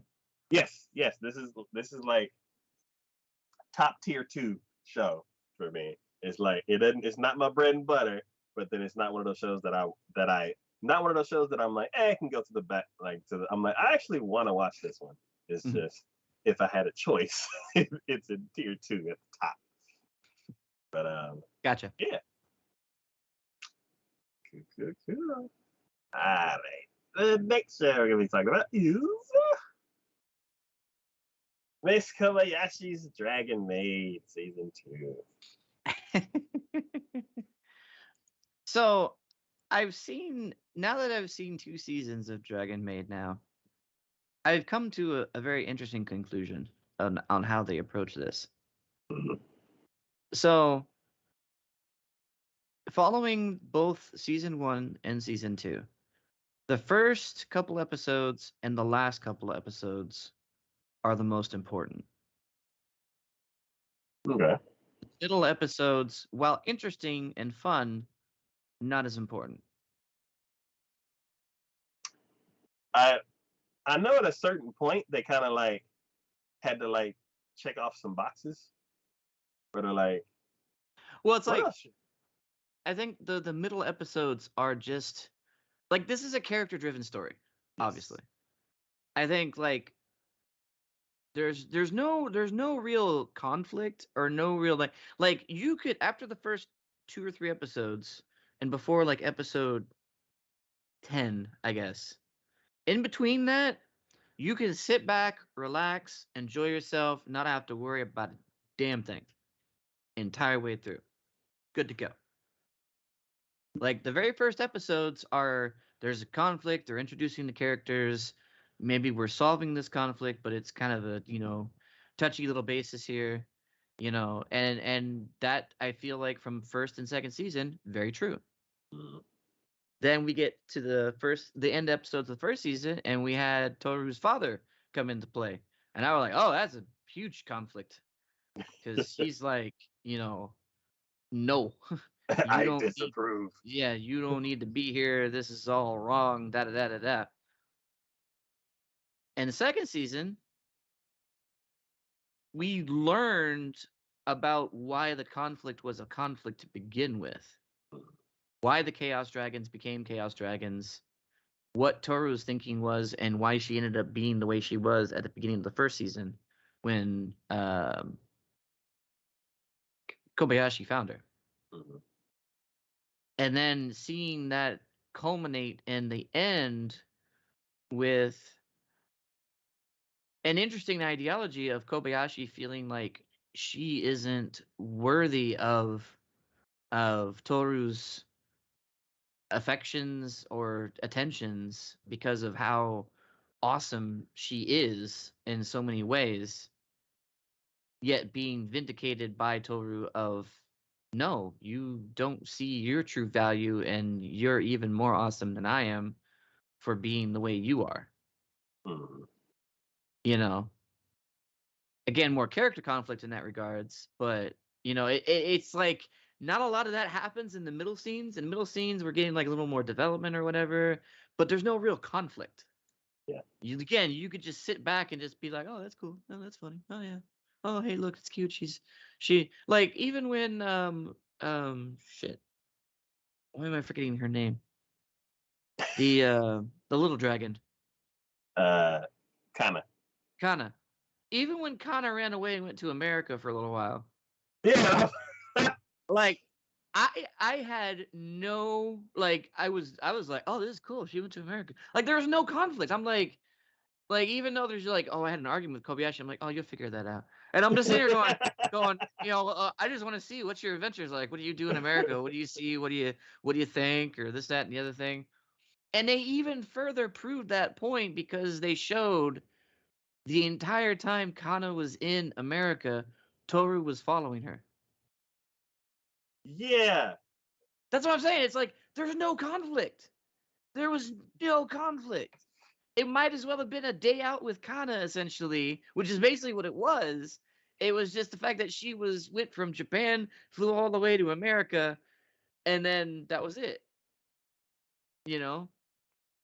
But I find it interesting that that's like the approach that they do is like first 2 or 3 episodes, conflict, structure. This is what's happening. Then nothing. And we just go like, it's just an actual day in life, just having fun, da da da da, learning more about people. And then the last then like 10, 11, 12 were like conflict. And I'm like, all right. Like, it wasn't until I watched the last episode that it really like struck me. I'm like, I mean, I guess they allow those feelings to build up, and we're like, oh, she's, contemplating this, or she's coming to this conclusion, and it flows rather naturally because of that. But it's like, it's funny that there's almost no hint of that throughout the middle episodes. We're just like enjoying life as we have multiple dragons living with us, basically. Yes. And then we end it. Like even Iluru? Uh-huh. Is that how you pronounce her name? I'm trying to like Iluru or anyways. Big breasted dragon. Let's go with that. Even her whole thing where she found the doll at the shop and then wanted to return it. I mean, it's character development because you kind of learn the more about her backstory and whatever. Yeah. But in my mind, I had no doubt in my mind. I'm like, oh, you're gonna find her. You're Yeah. gonna find the person who it goes to. Like it's like there's no like tension. There's no like it's like there's no stakes. It's just like you have a problem. I'm like, you're gonna solve it. It's not like with My Hero, where I'm sitting here going, oh, there's gonna be a bunch of people who are gonna die. Like I see the writing on the wall already. I'm like, I see the direction we're heading in. I'm like, this is gonna suck. I was like, it's just a matter of when and how it's gonna happen. This entire time with Dragon Man, I'm like, oh, there's a problem. Ah, you'll solve it. It's fine. It's like, you'll solve it. I believe in you. Yeah, believe it. Well, yeah, but it's like that's what's gonna happen. Even when Toru had that fight with the harmonic dragon, what's her name? And they tried to set it up like it was gonna be some big thing. And like, don't get me wrong, I love their stylized fightings and stuff. Oh my god. Like, I forgot that show does that from time. Like they'll give it an episode where they're like, "Hey, bring in the fighting animator." yeah. They're like, hey, watch this. Let's what? Y'all snoozing back there? All right, we'll wake you up. Don't worry about it. They're like, go call so and so and so and so from that other studio. We need to borrow them for an episode. Yeah. It's like, But it's amazing. The fighting sequences are just stunning and beautiful. But even then, that whole fight, I'm like, oh, they're gonna resolve this. Both are gonna come out just fine. And even at the end of it, when they're like, they're laid on the ground, going, hey, I won, you owe me dinner or whatever, and you're like, no, I won, you owe me dinner. And I'm like, Kobayashi, go up there and tell him you'll pay for dinner. It's like I knew it was gonna happen. And then she goes up there and she's like, I'll get you both dinner. And they're both like, yay! And I'm like, what are we fighting for? I mean, don't get me wrong, I love looking at it, but was there a point to that, or were you guys just like, we need to stretch our wings for a second. I think so. Like, I really think that but so for me, enjoyable, but like this wasn't like edge of my seat, like, oh my god, what the hell's gonna happen situation. This was one of those where I'd just be like, all right, just relax, turn on an episode, until we got to the end, and then I was like, oh well, this is important, and all of a sudden I'm like, oh, I mean, we solved it, but I mean, still, that was like a moment of being like, what was gonna happen? Yeah, basic. So the 3 shows that I watched, I purposely put Kobayashi at the end because I'm like, that's dessert. Yeah. Like, Mm-hmm. I was like, I'm gonna need that to finish off this season because, yeah, it was really fun. Like out of the 3 shows that I watched, like Ray Ray was like, I like Dragon Maid, and I'm like, yep, me too. I mean, it's a fun show. They throw some off the wall, just random stuff in there, like, and it's funny, like how capable Toru is, because she was like, hobbies. They're like, today's episode, and they do everything like. After a while, I noticed a pattern with the middle episodes where it's like half an episode of one thing and then like half an episode of another. And Well, yeah, because they can't do more than that because it's literally done and solved by that point in time.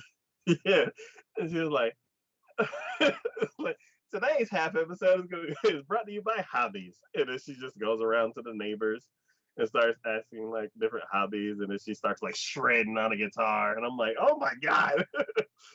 And then she finds that like wood whittler guy that makes like strange gorilla man things. And I'm like, what is? And then he makes like some things that are like, that's a really good giraffe. I don't know what that thing is next to it because that's not real, but Mhm. you have talent. And I'm like, that's cool. And then she has like even more talent. And I'm like, I'm busy. it's cool. Me and Ray Ray had a big laugh at the whatever he brought to her as a gift. Uh-huh. We couldn't tell what it was. And then what was it? When Kana and her friend go down to the river to Mhm. take that picture, Oh, and yeah, yeah, yeah, yeah. and what was it? Oh, there were some kids playing soccer, and then they found that like deflated soccer ball, and then they started kicking it, and they Kana kicks it, and it lands on this random guy's head, and I'm like, uh, okay, and then like something like shot out of it or something. And then he's like, Nirvana! And just runs off. And I'm like, what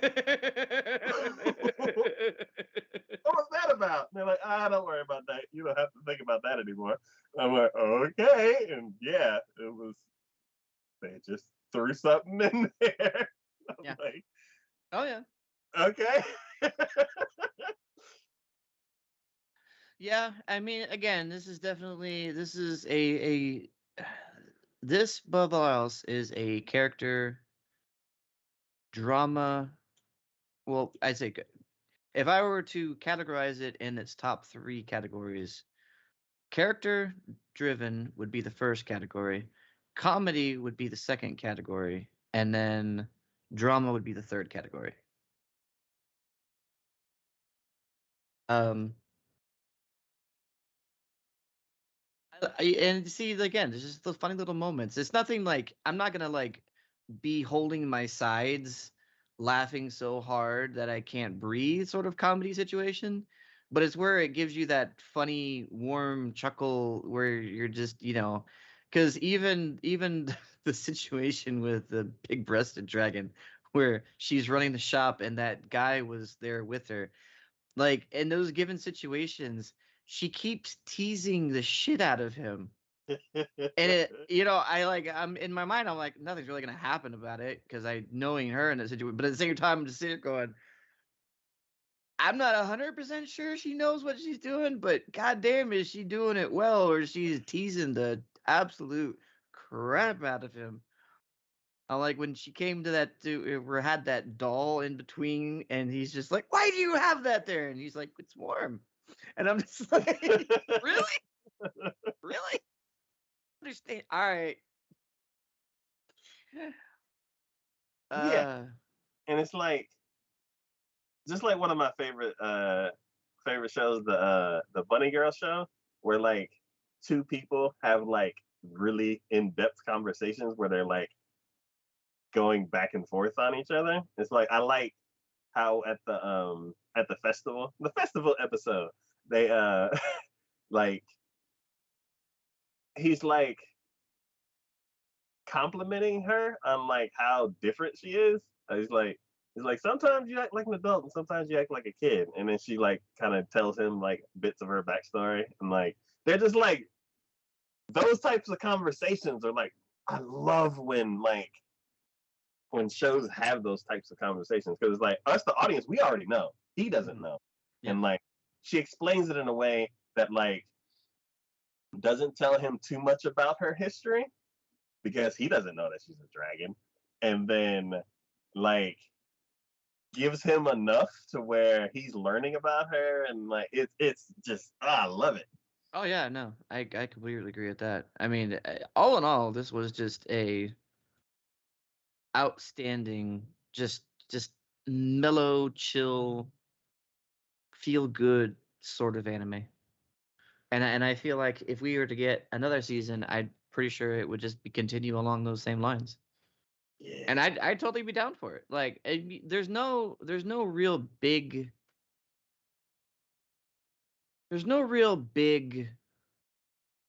revelation in a lot of ways when it comes to this type of show. Mm. And the absurdity of the whole situation, given the fact that she is a dragon and yet has agreed to be her maid and continues to do so, is hilarious and ridiculous on its own right. But it's the fact of these day-to-day interactions that we see and we understand, just like you were saying. It's like we know what the truth is, but the fact that these guys, everyone else around them, for the most part, doesn't know what the truth is, and to see how they react or what their interactions are like is what leads to these wonderful comedic moments. When do you think Connor's friend's gonna know what's going on? Oh, the girl who actually fawns over all the time? Yeah. I don't know if that's going to change anything, honestly. You know what? I don't think it's going to change. I actually. I don't think that. Honestly, she might just be like she already has a superiority complex. She might just become like, oh, my friend's a dragon. I have a dragon for a friend. And the funny thing is that as absurd as it is, and as much as they don't want people to know about that, I think if she did, she probably would try to spill the beans right away, just trying to act superior, and nobody would believe her. Yeah. Because she already says outlandish things that nobody believes. Yeah. And, So and it's because like, she's not like 100, like she's not 1,000% confident because um when she saw what's her name, because she forgot to put on the presents thing, and like she was like playing around in the river, and kind of was like, oh, it was CG, and she's like, it was, and they're like, yeah, and all the kids were like, yeah, it was augmented reality. He's just saying stuff, and she's like, but we saw. It's like, no, it's CG, and she's like, really, and just like, yeah. I'm like, girl. She says outlandish things in the first place because she wants to seem better than what she is completely. But at the same time, when she does see she has no confidence in the fact of what she sees. Yeah. Like, girl, CG doesn't exist in real life. Like, you didn't see it on the But screen. see, they're kids, so they don't like it doesn't you can tell a kid that and they believe you. I'm like, girl. Yeah. So I'm like, yeah, that's great. So if they do Kobayashi Dragon made double S or something, because I've seen them just add another S before. I predict that to be the next title. So we got. I don't know if they're gonna add another dragon. It's getting crowded. It is. Um, I feel like if they add another dragon, she's gonna have to get another place to live. um, Mal kind of has a friend from England that hasn't visited yet, and she said she was going to. Oh no, from America. Oh, but yeah, sorry, from America. I automatically assume England because that's what happens in 99% of anime. Yeah. Hey, Yeah. they made a very big point about showing the Statue of Liberty and people Yeah. talking in English and everything. So, which I like the fact that like she didn't understand them at first, but then just listening to what they were saying, she got the general gist, and then all of a sudden was able to speak the language. Like Yeah. I as ridiculous as that is, the whole concept being as ridiculous as it is, I appreciated that they went that direction. I thought she had cast a spell and Nope. then just could understand all of a sudden. Okay. She literally just stood there, listened to everyone's conversation, and basically started to get their speech pattern. Okay. Which is why it like originally everyone was speaking English, but then Yeah. instead of just continuing with English and her speaking that, it translated in her head to Japanese. Mhm. as what she was hearing. Okay. Yeah. Um, yeah, we have the friend from Minnesota. Of like, I don't think I've ever heard an anime say Minnesota. No, I would be curious to see if that was ever a case. Yeah. Then we have um the CEO of the company that Kobayashi works with, this creepy mage that never blinks. And is the dad of the kid who has what's her name as a familiar. Yeah, and then who's also friends with Kobe of Toto's dad. And I'm Yeah. like, that's way too intertwined for something not to happen. And it's also weird for like all of like for him to be like a legit mage. And I'm like, that's yeah. Um, then I do like the fact that it was brought up about the fact that that dragon was living with him, and basically she apologized and said, "Oh, you must hate the fact that, you know," because in my mind the entire time I'm like, yes, they say they're mages and she's familiar or whatever, but would his parents readily accept this fully grown looking essentially woman who's essentially smothering their kid with her breasts all the time?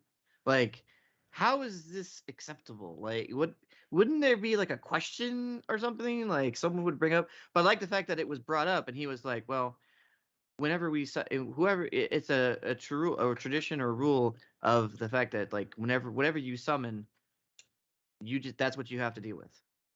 And I'm yeah, like, that okay, okay. Like that's all you had to say. And I'm like, all right, we can brush that aside. But at least it was brought up. yeah. And it's kind of funny because it's like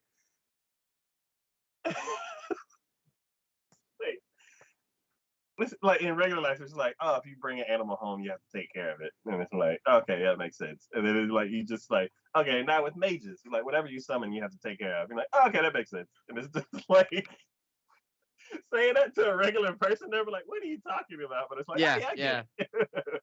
yeah, exactly. um, yeah,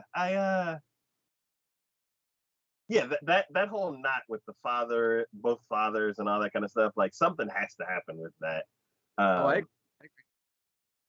then um, the other dragon that eats a lot, the water dragon, like how she learned code so quickly, and she's actually like capable of a lot of things. Um, they glossed over the whole like how she was like, how come the code that we write looks like lines of magic? And it was like, oh yeah, something that we developed, and then it just brushed it off. And I'm like, y'all need to explain. I'm like, is that like a little seed because something's about to happen? I'm It's like, possible. I'm like, are they like trying to hurry to write all this code because it's some massive spell that they're about to cast? Like something, something's fishy. Uh, That'd be a hell of a way to do it, though. I mean, if you think about it.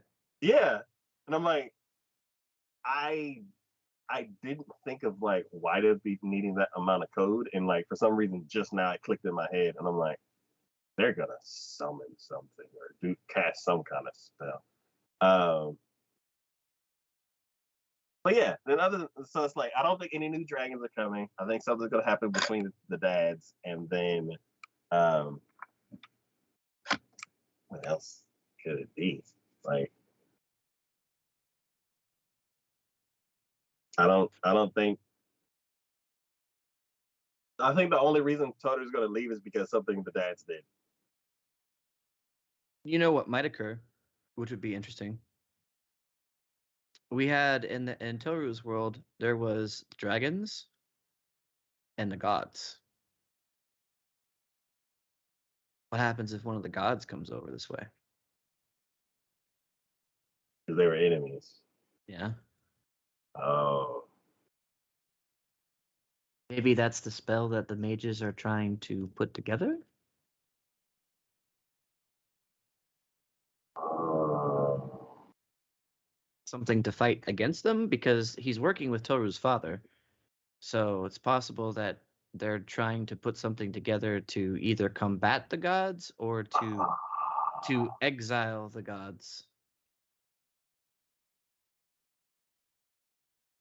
Oh my god, I didn't even think about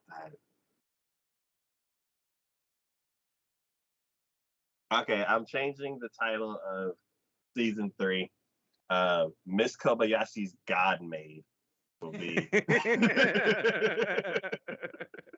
will be the next season. Yeah, what if instead of a dragon coming through, we have a god that is now coming through? But what if it's I don't know, whether it's trying to instigate and tries to get in with Kobayashi and replace Toru, or whether it's coming over just to pick a fight with the dragons that came over here. Hmm. Okay. Or tries to instigate something with Toru and Big Breasted Dragon and saying that you're just dragons, you only, you know, you can only do what your is in your nature of destroying, and so basically tries to instigate something by doing something to Kobayashi. Yeah. We've already seen Toru gets kind of heated when it comes to Tobayashi or Kobayashi as far as her getting hurt or getting something done to her. Yeah. Right. So that'd be a pretty easy trigger to manipulate. Hmm. Yeah. I'm just like trying to think of. I mean, they already set up the conflict to begin with because now in this last couple episodes they said, "Hey, there was a battle between the gods and the dragons in our world." Yeah. So the conflict is there. Now they just have to follow through with it. The only thing that's keeping people from thinking about that is the idea that, oh, the gods are over there with dragons dealing with that. What happens if one of the gods just decides to come over here? There are dragons over here. In fact, at this point, now there are 2 chaos dragons, and they might try to So get like, the harmonized dragons. yeah. So it's 2 Chaos Dragons, 1 Harmony. What are the other 2? The Fafnir and uh. Fafnir, I think, is undecided. He may jump in, but I don't think it's decided yet that he is. But I know that Quetzalcoatl was a watcher, Okay. purely a watcher. Yeah. But she may jump in too. One thing that was kind of cool is like as far as like the variety of dragons is there was a really really long serpent dragon that had like these weird like fork kind of wings. That was Quetzalcoatl. Oh. Oh. Okay. Is that form of dragon what Dragon Road in Dragon Ball Z is based off of? No. Okay. So I was like, it's really long, and as soon as she flew away, it reminded me of Dragon Ball Z. Chinese dragons are typically long, slender, almost snake-like in quality, which is what the one from Dragon Ball Z comes from. Okay. The one Quetzalcoatl is made from is actually a depiction of a dragon type character in um, South America, Mhm. because that's where Quetzalcoatl became a god figure, was with what are the, not Mesopotamians, but Mine? the Mayans. Thank you. Yeah, Okay. Mayans, Okay. and that's what she's based on. Okay, cool. Yeah, as soon as you flew away, I was like, "Hey, it's Dragon Road." Uh, uh, Toru Toru is more of a traditional European style dragon. mhm, Um, Kana's a weird variation of a dragon. yeah. She's more animalistic and than your typical dragon is. I know there's been depictions of that before. I just can't think of them off the top of my head. Mhm, Of where that originated from, because it's more animalistic than it is anything. So yeah. that might be. Now that I'm thinking about it, that might be a North American version of a dragon because it's got more of a animal body because the fur and everything is not scaly like your typical dragon is. Mhm, Typical dragons are more based on reptiles, whereas there have been some depictions of them as like an animal thing, and I think they came from North America. So they go through the spectrum. Like as far as dragon depictions go, like they range quite heavily on what they do. Fafnir's dragon form, I couldn't even have a guess. yeah. That that seemed more demonic Mhm, than dragon, honestly. But Fafnir, if I'm not mistaken, that name's Norse, okay. if I'm not mistaken. So they like I said, they pull from all over the place, which I appreciate because it varies it up and really shows. It's interesting because with so many depictions of dragons in our history, it's it's like religion. It's like, well, depending upon what area you're in, will depend upon what dragons themselves, their behaviors or way they look will be dictated from their mythology. But it's interesting to see that because then it validates the fact that all of them exist in this world that they've created. Mhm, Just it's that where they came into our world is where they stayed, and where they stayed is how everyone else sees the view of dragons as. okay. Even going into the lore of Quetzalcoatl, because that Quetzalcoatl is the god for the Mayans. Mhm, So the fact that that existed means that yes, she was treated as a god. So if she were actually to descend, um, the fact that she is mistrusting of people giving her alcohol, which alcohol would have been given as a offering. yeah. So it makes sense that she's mistrusting of that because if she was poisoned via that, then yeah. So Cool.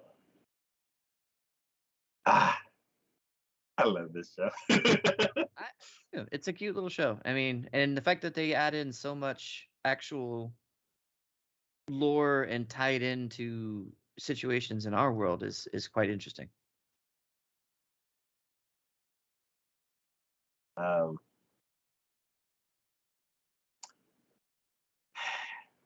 like I like I like the fact that she's becoming more comfortable in the world and like making friends and everything, and like still teaching all those maids those cursed arts. And I'm like, please stop. Learn how to make regular food. um, but yeah, I was getting a little worried, like when Kobayashi was like, she doesn't like glomp on me all the, like as much as she used to, and I'm like, that's actually true. And I started noticing it. I'm like, oh god, what's happening? Um, and that was Mhm. like when the drama started towards the end of the series. And yeah, I'm curious how the middle section of the next season is gonna be because If it follows that same sort of pact where it's like the first 2 or 3 episodes is like crazy intense, then we figure it out, and then the middle episodes get slow again until the end, I'm gonna laugh. I really am. I'm like, I cracked the code. I see what you're doing. yeah, Yeah, yeah, this show's great. I can't wait for season 3. It is. Oh, gonna definitely need some dessert after after my hero. Alright. The next show we're gonna be talking about is I didn't okay. Sadek and Soki or um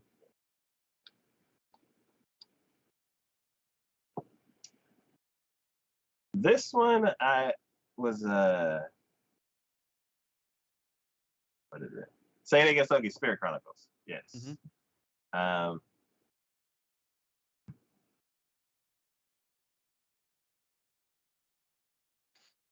yeah, I don't think I started this Okay. This one, another surprise for me. It is a fantasy one. This is why I delved into it. But it is based on a video game, which typically speaking, all the one. animes I've seen who have been based on video games are terrible. It's like trying to base a movie off of a video game. It usually doesn't work out. It's like narrow. You have to pick and choose which content to do because usually when they start in that format, there's many branches to the story. So I didn't really have high hopes for this one, and Mhm. I figured I'd give it like an episode or two and then probably drop it like I normally do. But this is one of the ones that I kept with the entire way through the season and was actually a little disappointed when it finally ended. Okay. Um, which I'm hoping they're going to continue this season or another season of it because I think it did really well. It had a solid plot to my eyes, and I really feel like there was some deep involvement with characters, and the action sequences were phenomenal. Were just great. I think they did all that really well. I mean, there are a few small little like predictabilities as far as things go, but none of them were too obvious. Where yes, I did see where they were coming from eventually, but it wasn't like they were broadcasting it like right from the get-go situation kind of thing. Um, this was definitely a great fantasy one. The main character Rio, you see his progression. They don't belabor the point. I guess that's one of the good things about having a anime based on a video game is typically they kind of they do some time skips and they allow you to see certain parts, but then they just like, all right, moving on, all right, moving on, all right, moving on. So it doesn't get bogged down too terribly much. Okay. Uh seeing his progression, seeing his abilities, and seeing what he can do was just an absolute delight. Um I love the fact that we started seeing the kid who basically started with nothing and has been progressing to the point where now he's got family in other areas of the world. He's got friends and people who care about him, rely on him, and who he can call on for help as well. Um, and they're not shy about like showing you that hey, this world has magic. Magic exists, and magic is a thing that can be done even like recreationally and without fear of there being reprisal for it or something like that. Um, and then to have one of the characters in it who basically once he finds out or is in his hometown, he finally ends up traveling and getting to somebody who was going to attack I think it was his niece. Yeah, basically it's a family relation to him. And I I love a good hero story where the hero like he kind of goes off a bit and stuff like that. And this was one of those situations because in they were hosting this bratty freaking uh like the leader of another village that was passing through to get to the main kingdom or castle or whatever, and he ends up trying to attack his niece in the middle of the night, and freaking they had to pull him off and stop him from basically beating the guy to the point where he was about to die. And I'm like, Okay. fair enough. You don't do that. That's the sort of reaction. See, that's it. That's interjecting a bit of realism into a fantasy situation. If you have somebody who has power but then sees something happening that's completely wrong and messed up, and someone is attacking, like assaulting essentially one of his niece essentially, like that reaction is legit. Like I totally get behind it, totally approve it, totally understand it. And I'm glad he managed to get pulled off before he basically killed the guy, but I don't necessarily feel sorry for him. So Yeah. um yeah, and I like the fact that sprinkled throughout this whole thing has been like little details. Like I'm sure if I played the game, I would know what's coming or what's happening or whatever. But there's like an underlying plot that's happening throughout this entire thing, which I greatly appreciate. I think is like it's definitely one of those, like Rio has his own agenda and what he's trying to do, but the fact that there is this underlying plot happening in the meantime, I greatly appreciate, because I feel like it really pushes things. Like it's not just one situation. Like we have plot threads going all over the place, sort of thing. Okay. So again, I believe this was based on a video game, so I had very low expectations for it. But I think from what I've done and what I've seen from it, I greatly appreciate what it's done, and I hope it's done well enough to where it will get another season, because I think it deserves it. I mean, they definitely left it open at the end of it, because he ends up traveling back, and his teacher from the original place where he was that taught him, I guess, was being married without her consent, basically, to a person she didn't like. Political marriage, essentially. Okay. And he stops it and takes her away. And then right as he takes her away, they're leaving the kingdom, and all of a sudden these beams of light come shooting down from different areas around him. Um, pretty big distance away. And all of a sudden people from, because he got isekai'd here, but he's kind of sharing, he's in the body of someone else who was originally a living here, Okay. who essentially died. All right. Kind Sorry. of like.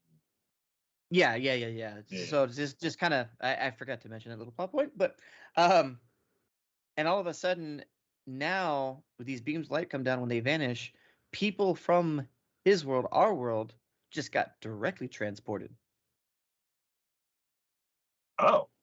Yeah, because they were school kids, they had like cell phones and all this other stuff, and then next thing you know, they got captured and were basically about to be put into slavery until Rio got there and saved them. But that's where they ended it, is right there, and I'm like, really? Seriously? Why? Why was that a thing? Why did that happen? No, I don't appreciate that. I don't appreciate that at all. Like Okay. you're not even getting better. You just ramped. You went from like a 7 to a 9, and then you're like, all right, end it. And I'm like, no, you can't ramp it up like that and go later. No, it's a 2 now. Give me Yeah, more. that's 2. She's so. No, I greatly appreciate it. I think anyone out there who is a fan of fantasy, who enjoys all the finer things of fantasy, magic, sword fights, powers. Yes, it is an isekai, but it doesn't. It brings it up on certain points, but it's not like a beat you over the head sort of situation with it. He just understands that he has the memories. He has memories from his past life, but he's also intertwined with the memories of the person whose body he's in, essentially. So his memories are kind of split. Okay. And the character that you have on screen there is another person who came into a similar situation, who ironically got killed and isekai'd in the same manner. She was on the same bus he was that got smashed. Oh, this is that one. Okay. Yeah. Okay. So, yeah, all in all, like I said, I think good times. Highly, it was definitely a surprise to me, and I'm hoping this gains enough traction to continue it. Cool. All right. The next show we're talking about is Reincarnated as a Slime Season 2. I was figuring you were going to save this one for last. I put it in alphabetical order. Okay. uh, Because, oh boy, this was man. just about everything I wanted to see in the season of Slime. Like, goddamn, this was about everything I wanted to see. I thought the part 1 of the second season was badass. Part 2, like, at least reached the same levels as part 1. I think they blew their second season out of the freaking water. Is what I'd like to say as far as that goes. Because from the death and reincarnation of Shion and the other, inhabitants, to him being reborn as a demon slime, essentially, and then to have that whole situation with oh god, what the hell is her name? The pink-haired demon lord, Milim. Yeah. Milim. To have that whole situation with Milim and then that final fight that occurred, I was just like, God damn. I'm mad at Milim. A little bit. Though it's funny, did you realize until she actually said it, or were you just completely like, oh, she's being controlled the entire time? I was like, somebody break the necklace. I was screaming See, the whole time. that's what I was up until I want to say it was when oh god, the Did dude you Raphael have say on. something? No. I Okay. was suspicious when Raphael said something, but it clinched it for me when the dragon you have on screen, I can't remember his freaking name. The That's his human form you have there, but I'm just saying Oh, him. yeah. I don't know why I want to call him Thunder. When Rimuru goes, "Oh, hey, can you play with Milim for a bit?" and then went, "Oh, by the way, try not to kill her. She's being controlled." And then he went, "Wait, she's," and then I'm like, "Oh, she's not." The only thing that was a question mark for me was I was like, "Well, how long has she not been then?" Yeah. And then that was explained pretty quickly after that. But I was just like, "Really, really, Milo, really?" It's what was it? Off of Miss Doubtfire. Be like, the whole time? The whole time? And what was really bad too was I was sitting here just thinking, I was like, you're like, no one ever expected Milim to be able to be capable of deception considering her personality. Yeah. But considering her personality, the way she went about that deception makes perfect sense. I'm like, normally if someone was trying to deceive someone, yes, they would do things that were uncouth that they would not do regularly agree to, but they wouldn't go to the extremes that Milim went to. But because it's Milim, of course she's going to go to those extremes. because she has no way of holding back. It's like instant gratification. It's like if somebody tries to be sneaky, they try to do something sneaky real quick. So be like, ha, I got you. But Yeah. she like played the ultimate long game. And I'm like, Yeah. Not only did she play the ultimate long game, but she like caused mass amounts of destruction in her wake of that. yeah, because when it first happened, and I'm like, but you destroyed the thing. Yeah. And nobody was acknowledging that. And I'm like, guys, did y'all not forget? And then finally he spoke up and he's like, but my country. And I'm like, yeah. I was like, oh And my she just as equally goes. God. She's like, it's part of the ploy. It's part of the ploy. And you're like, that's a hell of a ploy. You didn't even give that a second friggin' thought. You just were like, hey, watch this. But even during the fight with him, you know that or with Milim and Dragon guy there, you know for a fact that she wasn't under control because she started smiling midway through the battle. It was very brief, but it showed up where she like smiled at the fact that what he was doing. Which, by the way, can we also comment on the fact that freaking Weave Dragon Boy here was like, I'm gonna use Dragon Ball Z moves and Street Fighter moves. Street Fighter. Hadouken! I was like, wait a minute. Not only was he using Street Fighter moves, he was using them in the exact way somebody who doesn't know how to really use those moves would have used those moves. Because all he was doing was sitting there spamming Hadouken over and over again. Hadouken, Hadouken, Hadouken, Hadouken. And I was sitting there like, wait a minute.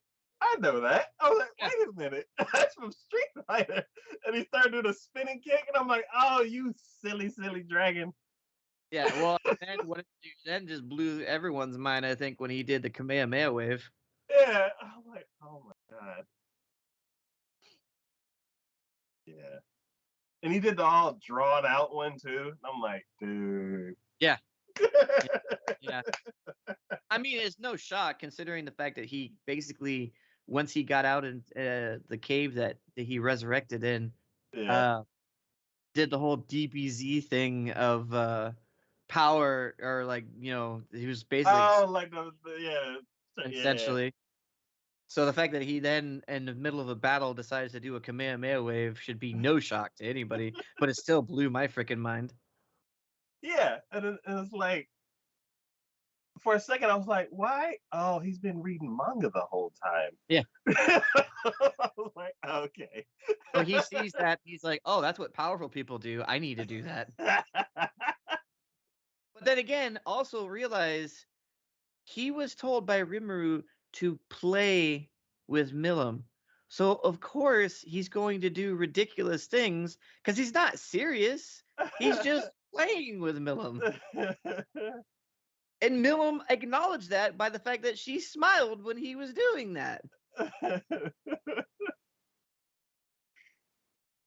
Yeah, that was great.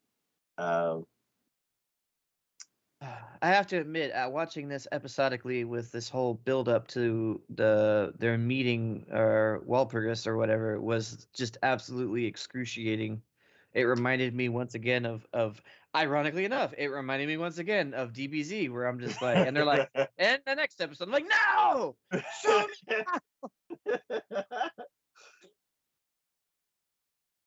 These creators have like DBZ on the brain when they did all this. I mean, jeez.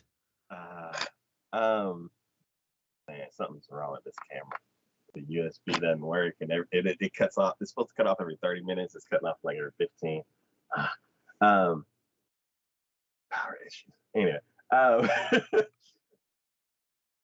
what was it? There are so many more strong people now. Like, oh yeah, it's. mm-hmm. I'm like, oh. Well, come on. In the beginning of season 2, the fact that he sent them out to go take care of those camps, automatically, I'm like, oh, y'all been holding back for a while now, haven't you?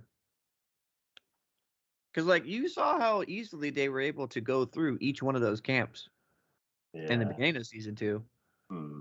and then the fact that he then becomes a demon lord at the end of season part 1, and then part 2, they received gifts to power them up, and I'm like, oh, they're even more powerful now. They were already a handful to begin with. Now they're like trouble. Yeah, and Benimaru is the red,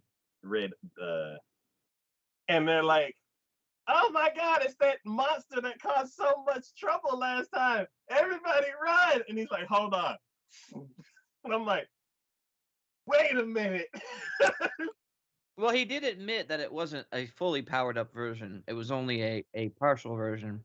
Yeah, But still, the fact that Millam's second in command, that dragon dude, was saying, "Oh, we got to get out of here.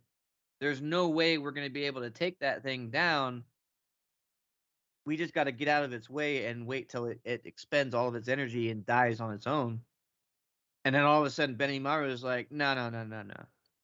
We just need to take care of this now." yeah, Even even Shuna showed up though too. His sister, oh, with the the whole pink skeleton haired one. guys. Yeah, like the pink haired girl. So Yeah, yeah, yeah, it's yeah. just the way she. I mean, she handedly handled that, and like it's amazingly so. Yeah. Whereas, and I always think that the old dude and the ninja of the group, um, I mean, I always think of them as being pretty calm, cool, and collect and whatnot. But the fact that like they were all like, "Oh, we just need to kill him and have this solved or whatever," and Shuna's like, "No, no, no, you're going about this the wrong way." Like she was the common level-headed one of the group, Yeah. whereas that normally doesn't that doesn't normally happen that way. Mhm. But she literally handed it to him. I mean, there was no contest in between that, and it was nice to actually see Shuna kind of turn up on that situation Yeah. because I she's always kind of been in the background. She's never really been one to be in the middle of fights or you know, basically since the first time we saw her back in the when they first met the ogres, mhm. like that was never she didn't do anything else. In the battle with the orcs, she stayed at the village. Um, During the whole invasion of their city, I mean, she was kind of being protected the entire time. So the fact that she actually had some moves that she could do Mhm. and incredibly powerful ones at the same time was amazing. Yeah, she was kind of like a trump card. I'm like, they, I'm. It's like everybody knew but us that she was super powerful, and it's the one Oh thing yeah, that, because she never showed it. yeah, and it's like the one thing that tipped me off is like she was like, "Oh no, don't worry, I'm very angry." And I'm like, "Wait a minute, that that that that's a bad sign." Hey guys. It's worse. So okay, here's the thing. This is what I liked about that too. You have somebody who's like who's angry and who like exudes angriness and is like, like say for instance, in Jujutsu Kaisen, where it's like when Itadori got his friend got killed or whatever, or got turned into that monster, and what's his face was yelling at him. Like, don't be wrong, killer scene, completely amazing. Because when he's like, "Oh, you have looked like when the guy was like, see your soul or whatever," and you see like all of that aura just exuding from him.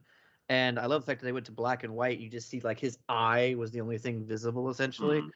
Like, don't get me wrong, great shot. But you're like, oh, he is pissed. He is angry. But when you have a character like that who has never shown any aggression, who hasn't really gone into battle at all, and then they're all like, oh, we gotta make sure, and then she just looks at him and goes, don't worry. I'm angry. And I'm like, oh. That gives me pause, I think, maybe even more so when you than just seeing it outwardly presence. Yeah. Because I'm like, if someone can be that controlled in their outward expression, but still exude a sense of, oh, she's pissed. Yeah. Yeah, kind of worrisome. A little bit worrisome. So I definitely would say that it was, yeah, seeing that was well worth it. I mean, you saw all of them turn up too, because you saw Benny Maru turn up, you saw Shion turn up, and the very first one season, you saw the first part of the season 2, you saw the old man show off, and in that one fight with the other human blade user who had been isekai or whatever, Mm-hmm. and that was, God, that was so impressive. That was just absolutely a stunning, amazing. Where she just he's moving like the other guy's like, oh, you can't see me, and he's like, oh, is my movements just now catching up with you? And you're like, oh, he was moving faster than you were. You just didn't see it. Damn. Yeah. And then even having Shion like at the during the meeting when all of a sudden Rimuru was like, oh, one of my subordinates will be enough for should be enough for you. He said the dead man, and next thing you know, out of nowhere, Shion, boom, and I'm like, oh shit. She's like, oh, can I jump in? And he's like, Yeah, and then she just turns to him and goes, may I start this? And I'm like, and she's just like, normally you're supposed to ask that before you pummel the shit out of him, but I appreciate it. yeah. What was it? I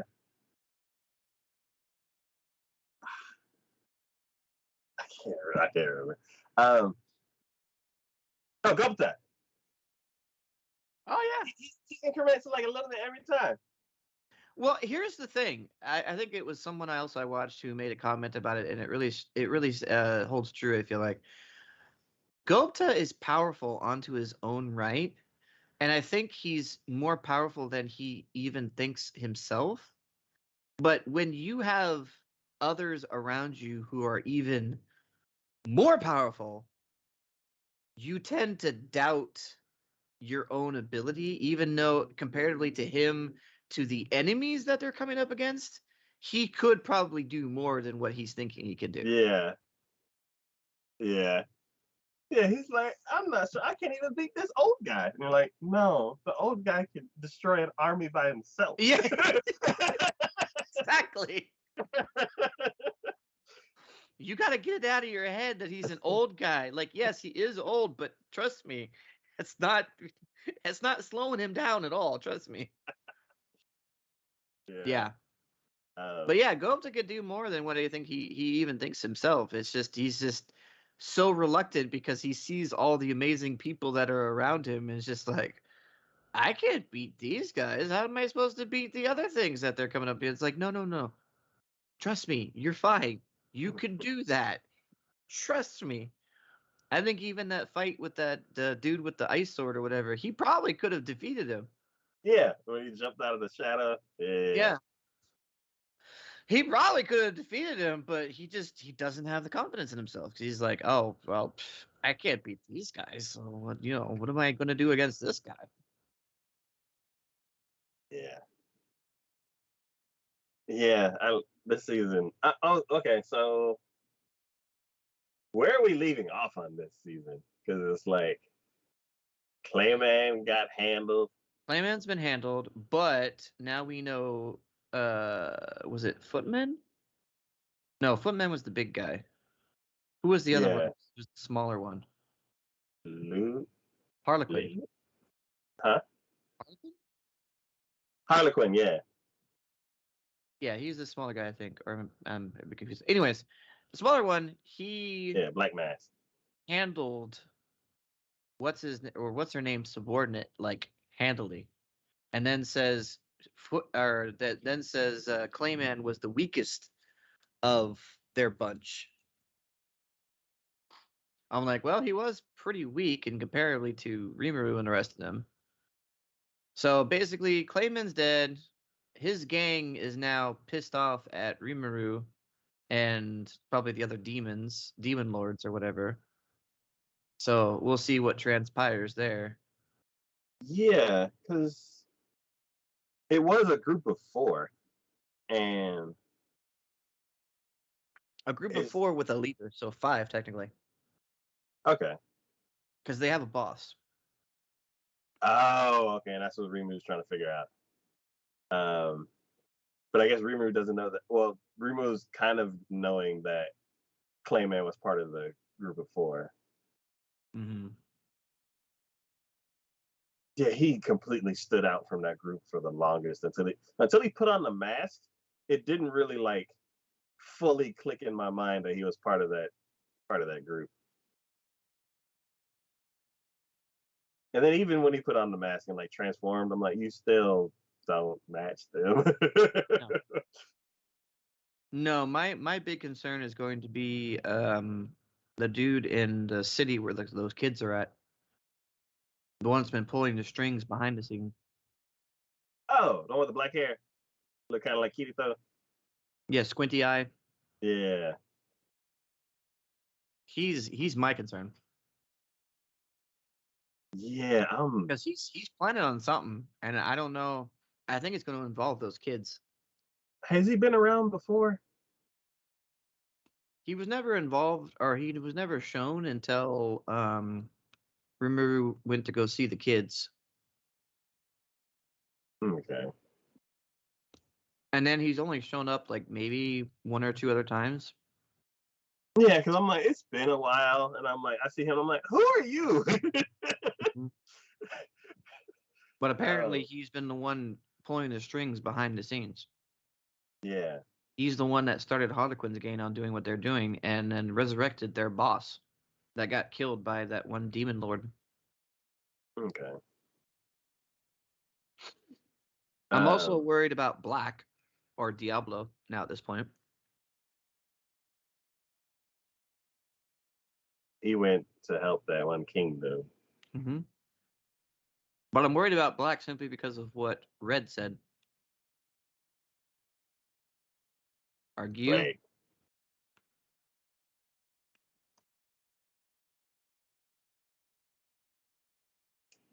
what are the robots?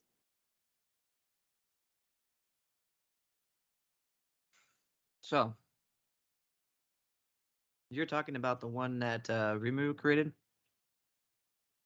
Yeah, the one that took apart the other one Mm-hmm. and was like polishing off the pieces. So here's the thing that I can gather from there. I feel like the manga probably delved into it a little bit more. Okay.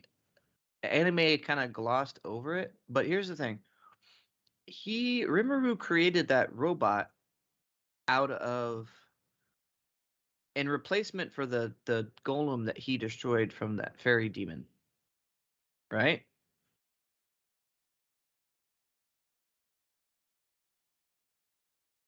The little yellow girl? Mm-hmm.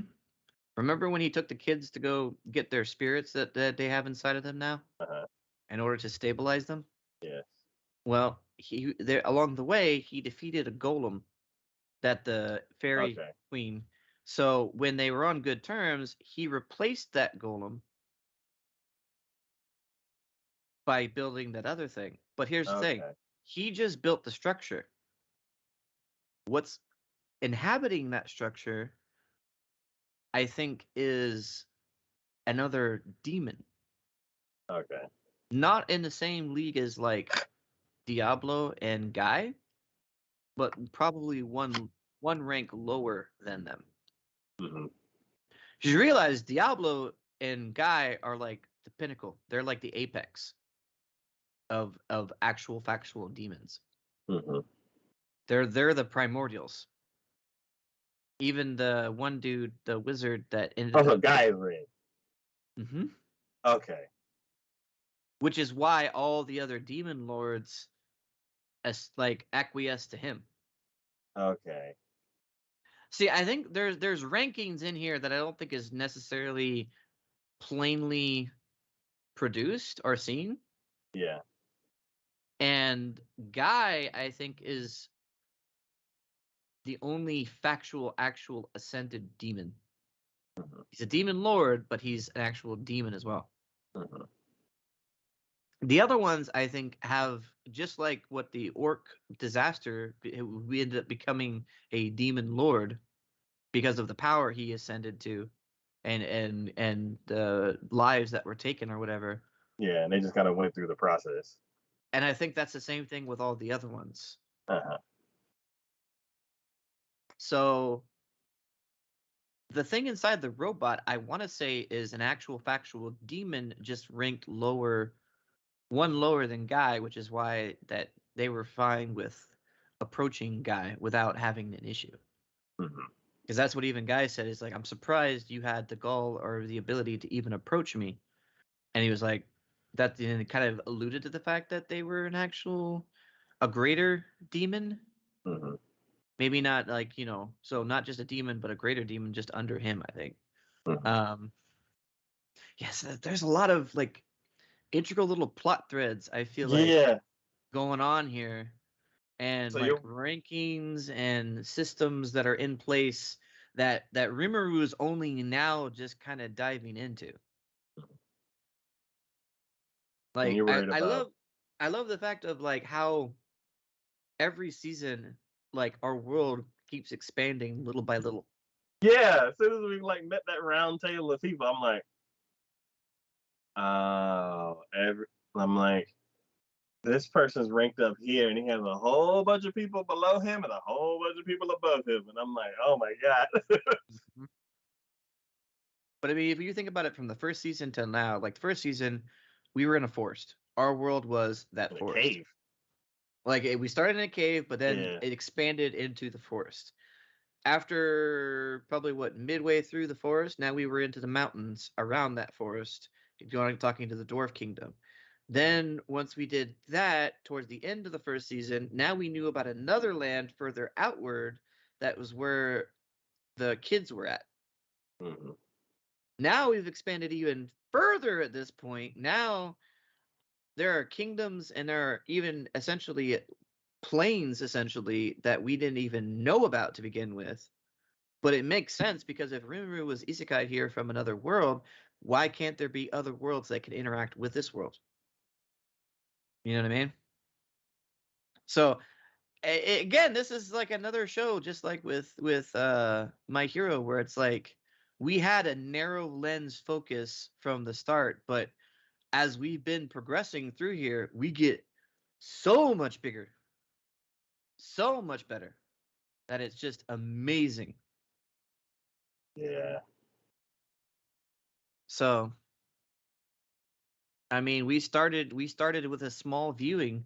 We were the fish in a small pond, and I think now we've progressed up to lake level, but I think there's still an ocean out there that we have yet to even touch on, Yeah. which I think is going to be amazing once we do. So, Yeah. but I think the fact that his power, as much as it is still it affords him a seat at the table, so to speak. But that is pretty crazy to think with how powerful that we know him to be, that he's only got a seat at the table. Yeah. And it's like like you said, if he didn't have Raphael, he would be in some major trouble. Mm-hmm. Raphael and Beelzebub, like his two powers that he has that he Yeah. utilizes. So Yeah, it's and it's it's it's crazy to think. But again, the fact that Red said, "Oh, Black, I see why you take an interest in him, but what is what's your intention here?" So there's something else behind that even Red, like, is he planning on something? Is he doing something? What's going on here? yeah. That's the reason why I'm a little concerned about what Diablo will eventually end up doing. Yeah. I'm like, he definitely has his own motives, and like he's working on them. And like any kind of like delay, he's like, I'll be back shortly. And he's like, no, take your time. He's like, I'll be back shortly. And I'm like, Yeah, exactly. Diablo, why are you in a rush? Exactly. Whatever you do, calm it down. Yeah, so then there's also the night that almost destroyed Rimuru, and Yeah. I was thinking that she would show up in this season, but no, not yet. No, she did. Briefly. Very briefly. What? Remember when the Harlequin masked dude went to take a look around in that one area? She showed up. And he ran away real quick. Okay. And then that's when he found the subordinate to the other demon lord, and then was told that Clayman had been killed, and Okay. went crazy. I don't think he's going to have nearly as much of a problem with her as he did, though. Oh yeah. At this point, I don't think he's going to have nearly as much of a problem. Yeah, because the move that he got trapped in, his subordinate can like jumble it all up. Well, no, he has resistances to that now. Yeah. Like, he now has resistance. That sword was causing him problems because of spatial interference. He Okay. has resistance to that now. Okay. So now his problem with her is null and void. Okay. So the main problem that he had with her was the sword, not Yeah. the power level. No. Oh, okay. So Because now it used an interaction that he had no resistances to. okay. So now he has resistance to that, and he's even stronger. Mm-hmm. Okay. Yeah. Yeah. I'm trying to think. Okay, who else? Eventually, he's gonna get to a point where he can talk to her, and maybe she'll be an ally finally. Maybe. Um, all the other demons. Yeah, Milim. Yeah, we still have to learn about all those other demons now at this point, the demon lords. Yeah. Because they've set them up to be very unique in their own way. So I'm sure there's going to be some interactions and backstories with them. Plus, Rimuru is already set up to where he's going to pay a visit to that one that had summoned Hinata, the one who originally summoned Hinata. He Mhm. already said at the beginning of the conference when he met him, he said, "Oh, I'll be paying you a visit." Oh, the blonde dude. Yeah. Yeah. So that's already a thing that's going to happen. Yeah. Yeah, he's like brushes off everything. He's like, oh, I don't care about that. Oh, the blonde dude? Yeah. Yeah. Oh, yeah. Yeah. Oh, and then whole Milim's crew or people who. What is the whole like? I want to call them like the Knights of Milim or something. Like the bald dude that like always gets angry, and they fought the ice sword dude. No, they didn't. They were fighting Gabru and the other beast lady. Well, they confronted the sword dude. Like he chopped off the one dude's arm. Yeah. I know who you're talking about. Okay. Um. So basically, those are Milim's followers. Mm-hmm. Okay, Because they're part dragon, that's right. just like she is. She's part dragon. So basically, they would be kind of like how Benimaru and them are to the main guy. Okay. Yeah, she's part dragon. They're part dragon. And he alluded to the fact that there are certain members of their clan who can turn full dragon. And he mentioned that the ones that are out there weren't capable of doing that. But he didn't say he wasn't capable of doing that. And he Yeah. did say he was the only one who could match power with Milim. Yes. So there's something more going on there. The other thing is, we've met one of the other dragons, the other true dragons, which now that that has been confirmed that Milim's party can turn themselves into dragons, I understand why our original dragon buddy said that he was a true dragon and that there were only 4 in existence. Mhm. We've Oh, the met one girl. of them. Yep. Yeah. But there's still 2 more. And she said younger brother, right? Hmm. Oh my god. Mm-hmm. And There's remember, so much. she at first, because Guy offered to go, said, "Hey, do you want to come with me?" And at first she was like, "Yeah," and then she was like, "On second thought, no, I won't." So there's gonna have to be a meeting with those, I'm assuming, at some point. Yeah. We'll see how well that goes. What's happening in Milim's like domain? Because I'm like Milim, from what we see, Milim's like off doing stuff in other domains and like Because meeting up with other. she doesn't care about her domain. Yeah. She lets people in her domain do whatever they want. She doesn't care. She even mentioned that as when the other two just said, "Hey, we're going to become your subordinates." She was like, "No, I don't want you to be my subordinates because that means I have to do things. I don't want to do anything. I want to go have fun and do whatever the hell I want to do." But then they essentially bullied her into it. So Yeah, I'm wondering that's how she became like the leader of her own domain. it's Like you're in, probably like you're in charge, and she's they're like, like, no. you're the most powerful one out of all of us. So you get, and you're a demon lord, so you get to be in charge. She's like, I don't want to be in charge. No, you're gonna have to be in charge. You're most powerful. It's decided. She's like, no, don't make me in charge. Yeah, that makes more sense because I'm like she doesn't spend any time at home, I guess. Nope. Nope. She would rather go out and cause mischief and trouble, which is why she was perfectly fine with being in Rimru's forest, because she's like, I'm away from my responsibilities. I don't have to deal with them.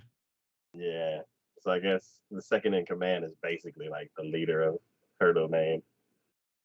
Which is probably the bald headed dude that we were talking about, Yeah. because he seemed the most adept at it.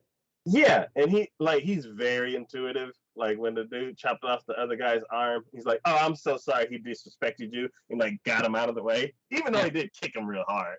But he did, but they have apparently wonderful regenerative healing powers, so yeah, so he knew doing that was actually more beneficial to actually saving his life than anything else. yeah, so I do like how he doesn't put on how clever he is, but he is very clever. Oh yeah, he is. Yeah, That's one of those instances of show don't tell. yeah, If you can pick up on it, you can see it immediately. But not everyone can pick up on that. yeah. So I guarantee you there are still some people out there who watch this who still think he's like a big dumb oafish, brute essentially, Mhm. without seeing how clever he actually is, which is to his benefit because that's kind of the way he wants everyone who doesn't know him to see him. Yeah. So Yeah. Trying to think, where else did this show go? Um, so many different places. yeah. Okay, I guess next season we got the clan of three now with the leader, and Rimu's gonna pay a visit to the one demon lord, And The rebuild of that one of the Beast Kingdom. yes. Yeah. And then I'm trying to think, I'm like, I don't really see like another huge conflict happening to where everybody gets upgraded again.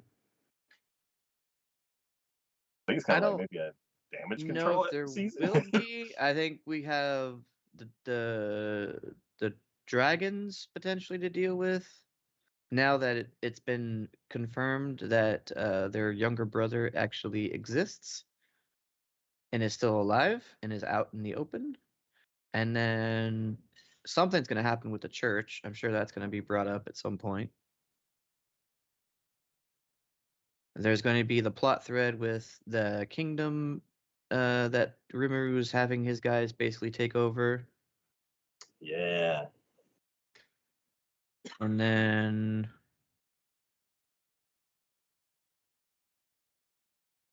I'm imagining there may be other colors to other demons than just black and red. That might also get brought up as well. We'll see how that goes. Yeah. So So there are still a myriad of characters and plot threads, especially with that one dude back at that city with the kids. I'm sure, the kids. yeah. Ah, And it's already been alluded that one of those kids is going to be a problem. yeah.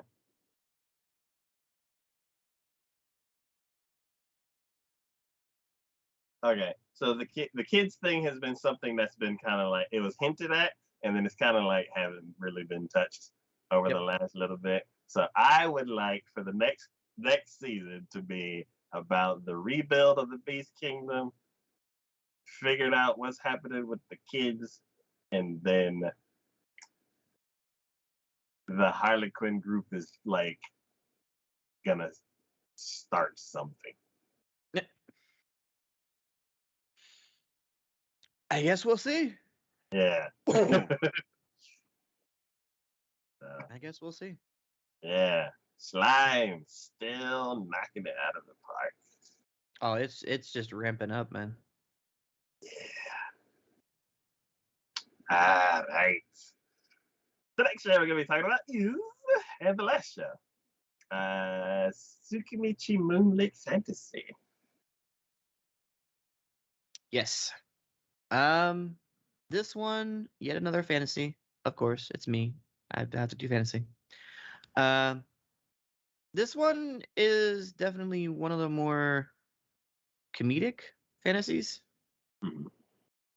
Uh, I appreciate the plot line and the story that it tells or tries to tell, because this is yet another one like with the Realist Hero where he's isekai'd to another world, and you think that okay, he's going to be the hero. There are demons that are here or whatever, and the goddess that you see up on the upper left was one who called for him, utilizing the other god as a gateway between the two worlds.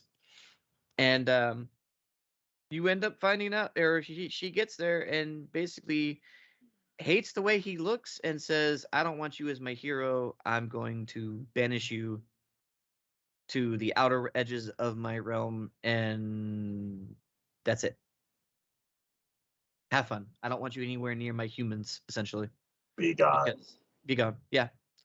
He's like, I will bless you with the ability to understand languages beyond your own, but not human language. So you can't speak with my humans.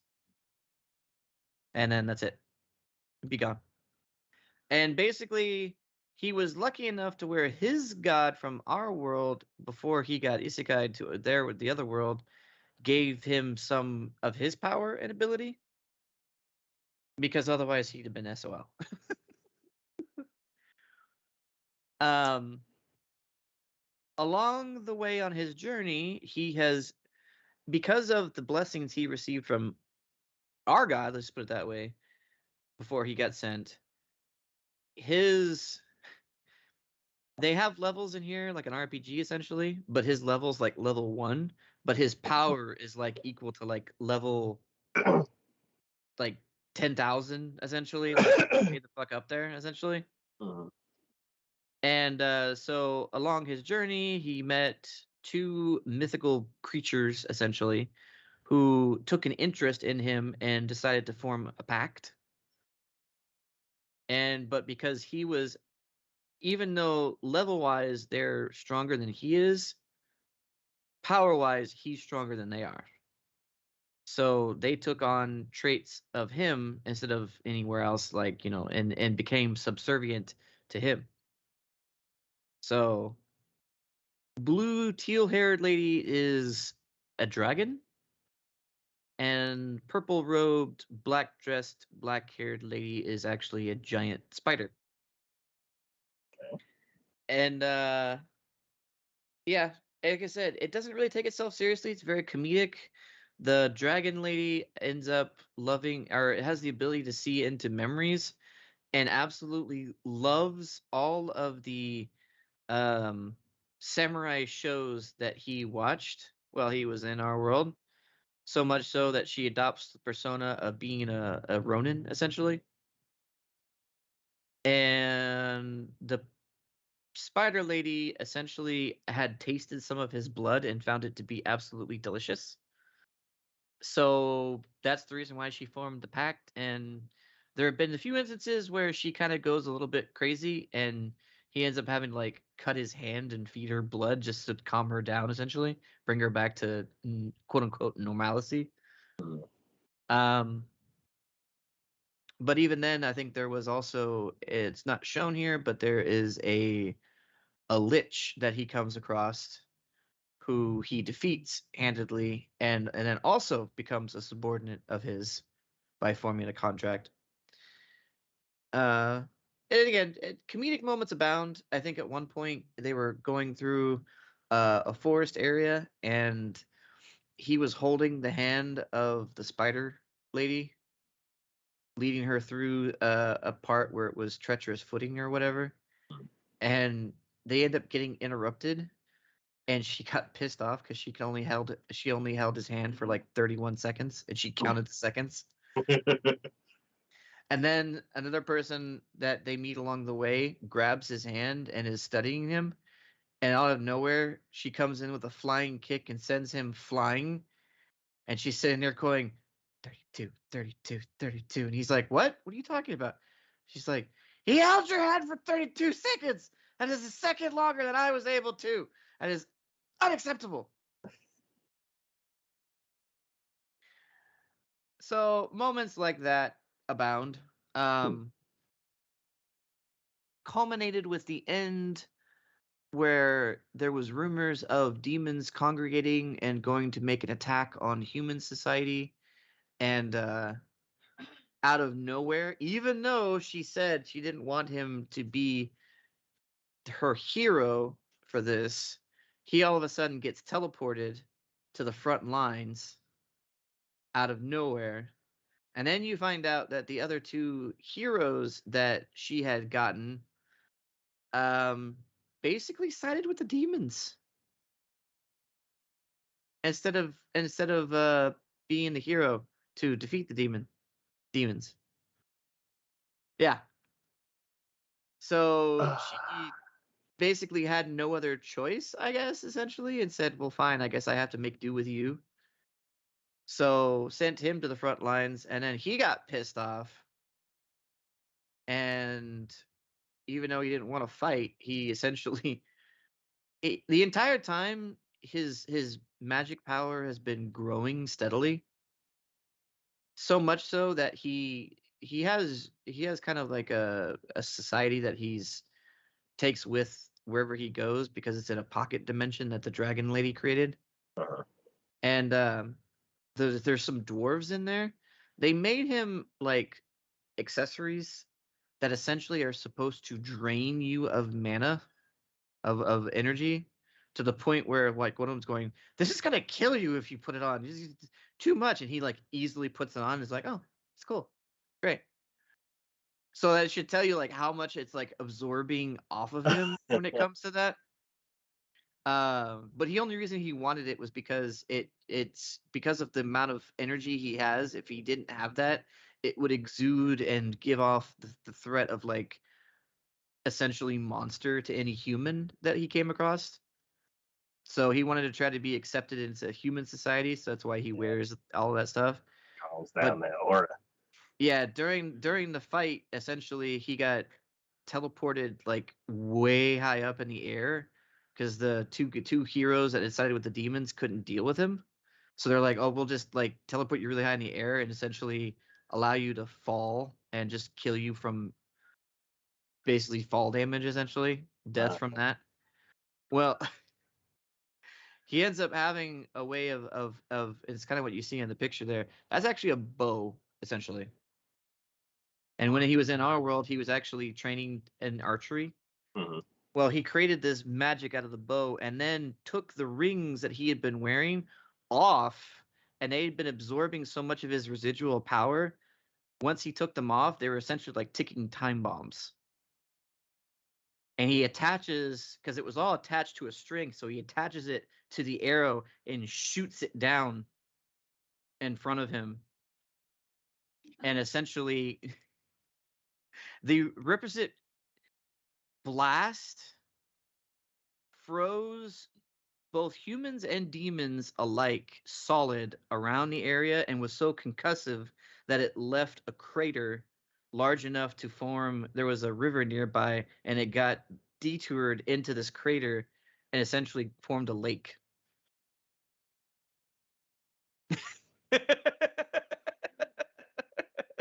Well then. Yeah, yeah, yeah. Um, and that's basically after that. That's kind of where that ended off. But the demons are still a threat because he didn't like completely annihilate the demon army with what he did. Mhm. And now he's worried that the goddess has other plans for him, even though she's basically spurned him from the get go and is still basically by having him seem like he's some sort of demonic or monstrous presence, not allowing him to interact with human society. Mhm. But it's funny because there are so many other creatures and other beings that he keeps coming across, like orcs and lizard men and um, elves and all these other things that have also essentially been spurred by the goddess of this world that he's allowing into the pocket realm that the dragon lady created. And yeah, he basically um, is forming his own society, which is great because like he's allowing people to live in a prosperous and great world and realm. So, and they love him for it, and they all treat him, great for it. So, Making cool gifts and everything. yeah, yeah, yeah. Well, they're creating, since he's got dwarves in there with him, they're creating all sorts of like armor and weapons and tools and all sorts of things. So that was the end of that one. I didn't necessarily expect anything great of it because it seemed kind of, I mean, it was interesting to have it flipped, the trope flipped on its head of like, oh, you were summoned here, but now I don't want you because I hate your look. You look disgusting to me, so go away. And I was like, it's still gonna be some overpowered one, but the interactions he has and everything have been really interesting. So So only the person that summoned him there was the one that disapproved of him. Everybody else was like, everyone "Hey, else, well, any humans he comes across, he has to wear like those rings, and he has to wear um, a mask to cover his facial features because the god has basically made it to where he appears like a monster. uh, So anytime the first time he tried to approach a human civilization, just walking up to it, all the warriors inside the town came out and basically brandished weapons and were trying to drive him away until he basically put on the rings. He also, that coat he's wearing also dampened. So he's got like so many things on him that are like dampening his innate aura and ability essentially to hmm. where he'll appear kind of like Rimuru in that mask. Oh yeah, It's like he still has it. It's just his appearance while he's wearing it is that of a normal human. hmm. And because he can't even talk, he actually has to make thought bubbles essentially appear in front of him with magic to tell people things. Oh. Like he can talk to everyone else, but when he tries to talk to humans, he doesn't have that language. He can't. He even tried to learn that language. The goddess made it to where he's even incapable of learning that language. What a jerk. Yeah. That's why, like, anytime the goddess is ever brought up in this world, he always just like his expression darkens and he's just like, I freaking hate that. You're just like, all right, dude, I get it. Yeah, she's a bitch. Yeah, we totally get it. And the sad thing is that the god that had sent him with his power, at least a portion of his power, basically said that because he was doing that, he was actually going to go into a sleep for like 1,000 years or something like that. So he can't even call on the other god to be like, "Hey, you didn't want me. Can I go back now? Can I? I don't need to be here." So, but he did find out that his parents originally came from this world that he's now in. So he's made a resolution to himself that he's going to look into it deeper to try to figure out basically what his parents were like before they came to the world that he knew them in. Okay. So some development there, I guess. But Okay. oh no, it's again, it's nothing groundbreaking, but it's definitely I'd put it above most other generic isekai fantasy / animes out there that I've seen. It's got enough character in it. It's got enough interesting things going on to where it's definitely not one I would recommend. So Cool. All right. Well, that is it for our final thoughts for the summer season of 2021. Um, we have a lot of shows for next season. yeah, I'm not looking forward to that. I mean, I'm looking forward to that, but I'm not looking forward to that at the same time. Yeah. What was the final count we did? Like 40 something between Um, you and I. I think it was 17 and 17, and there was like some crossover. So at least Not 30. much, if I'm remembering correctly. Yeah.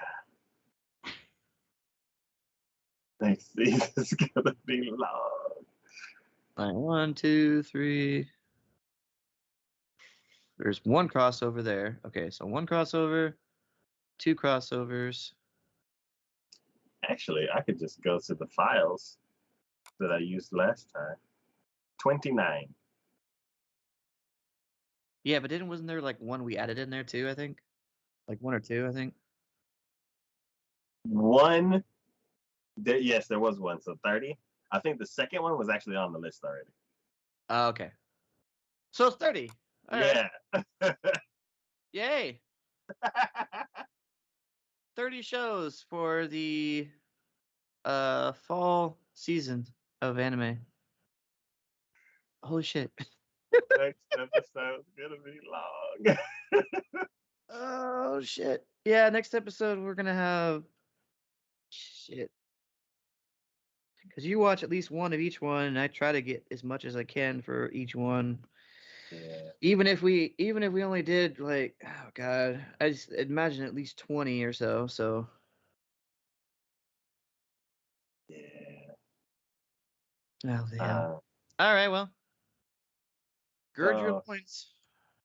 yeah. So to not leave off on a daunting list that's coming up. How's 2022 looking? Crazy. Actually, it looks a little small because we're so far out. I mean, we're only like what 2 months away? Well, 3 months, I guess. Yeah, I do see one that's adorable, so I'm gonna leave off on that one. The one where the girl teases the boy because he's too timid and she like knows how to manipulate him. That show's still going. Oh, okay. I will say that so 2022, the very first season, that has the realist hero Ah, nice. for winter 2022. Cool. So they're just taking off one season and then they're coming right on back. Mm-hmm.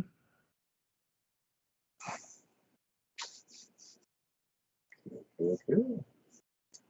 All right. Well, let's see. Look at the calendar. Oh, and then also a good note is that Shield Hero returns in spring. Ooh. Wow, it's been so long. Mm-hmm.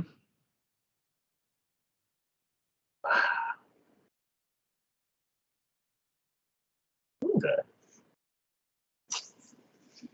All right. Well, the next episode will be on Halloween. Ooh, do we want to do it on Halloween? Yeah, we may. Hmm. It may end up being the 7th. We'll have to see. Yeah.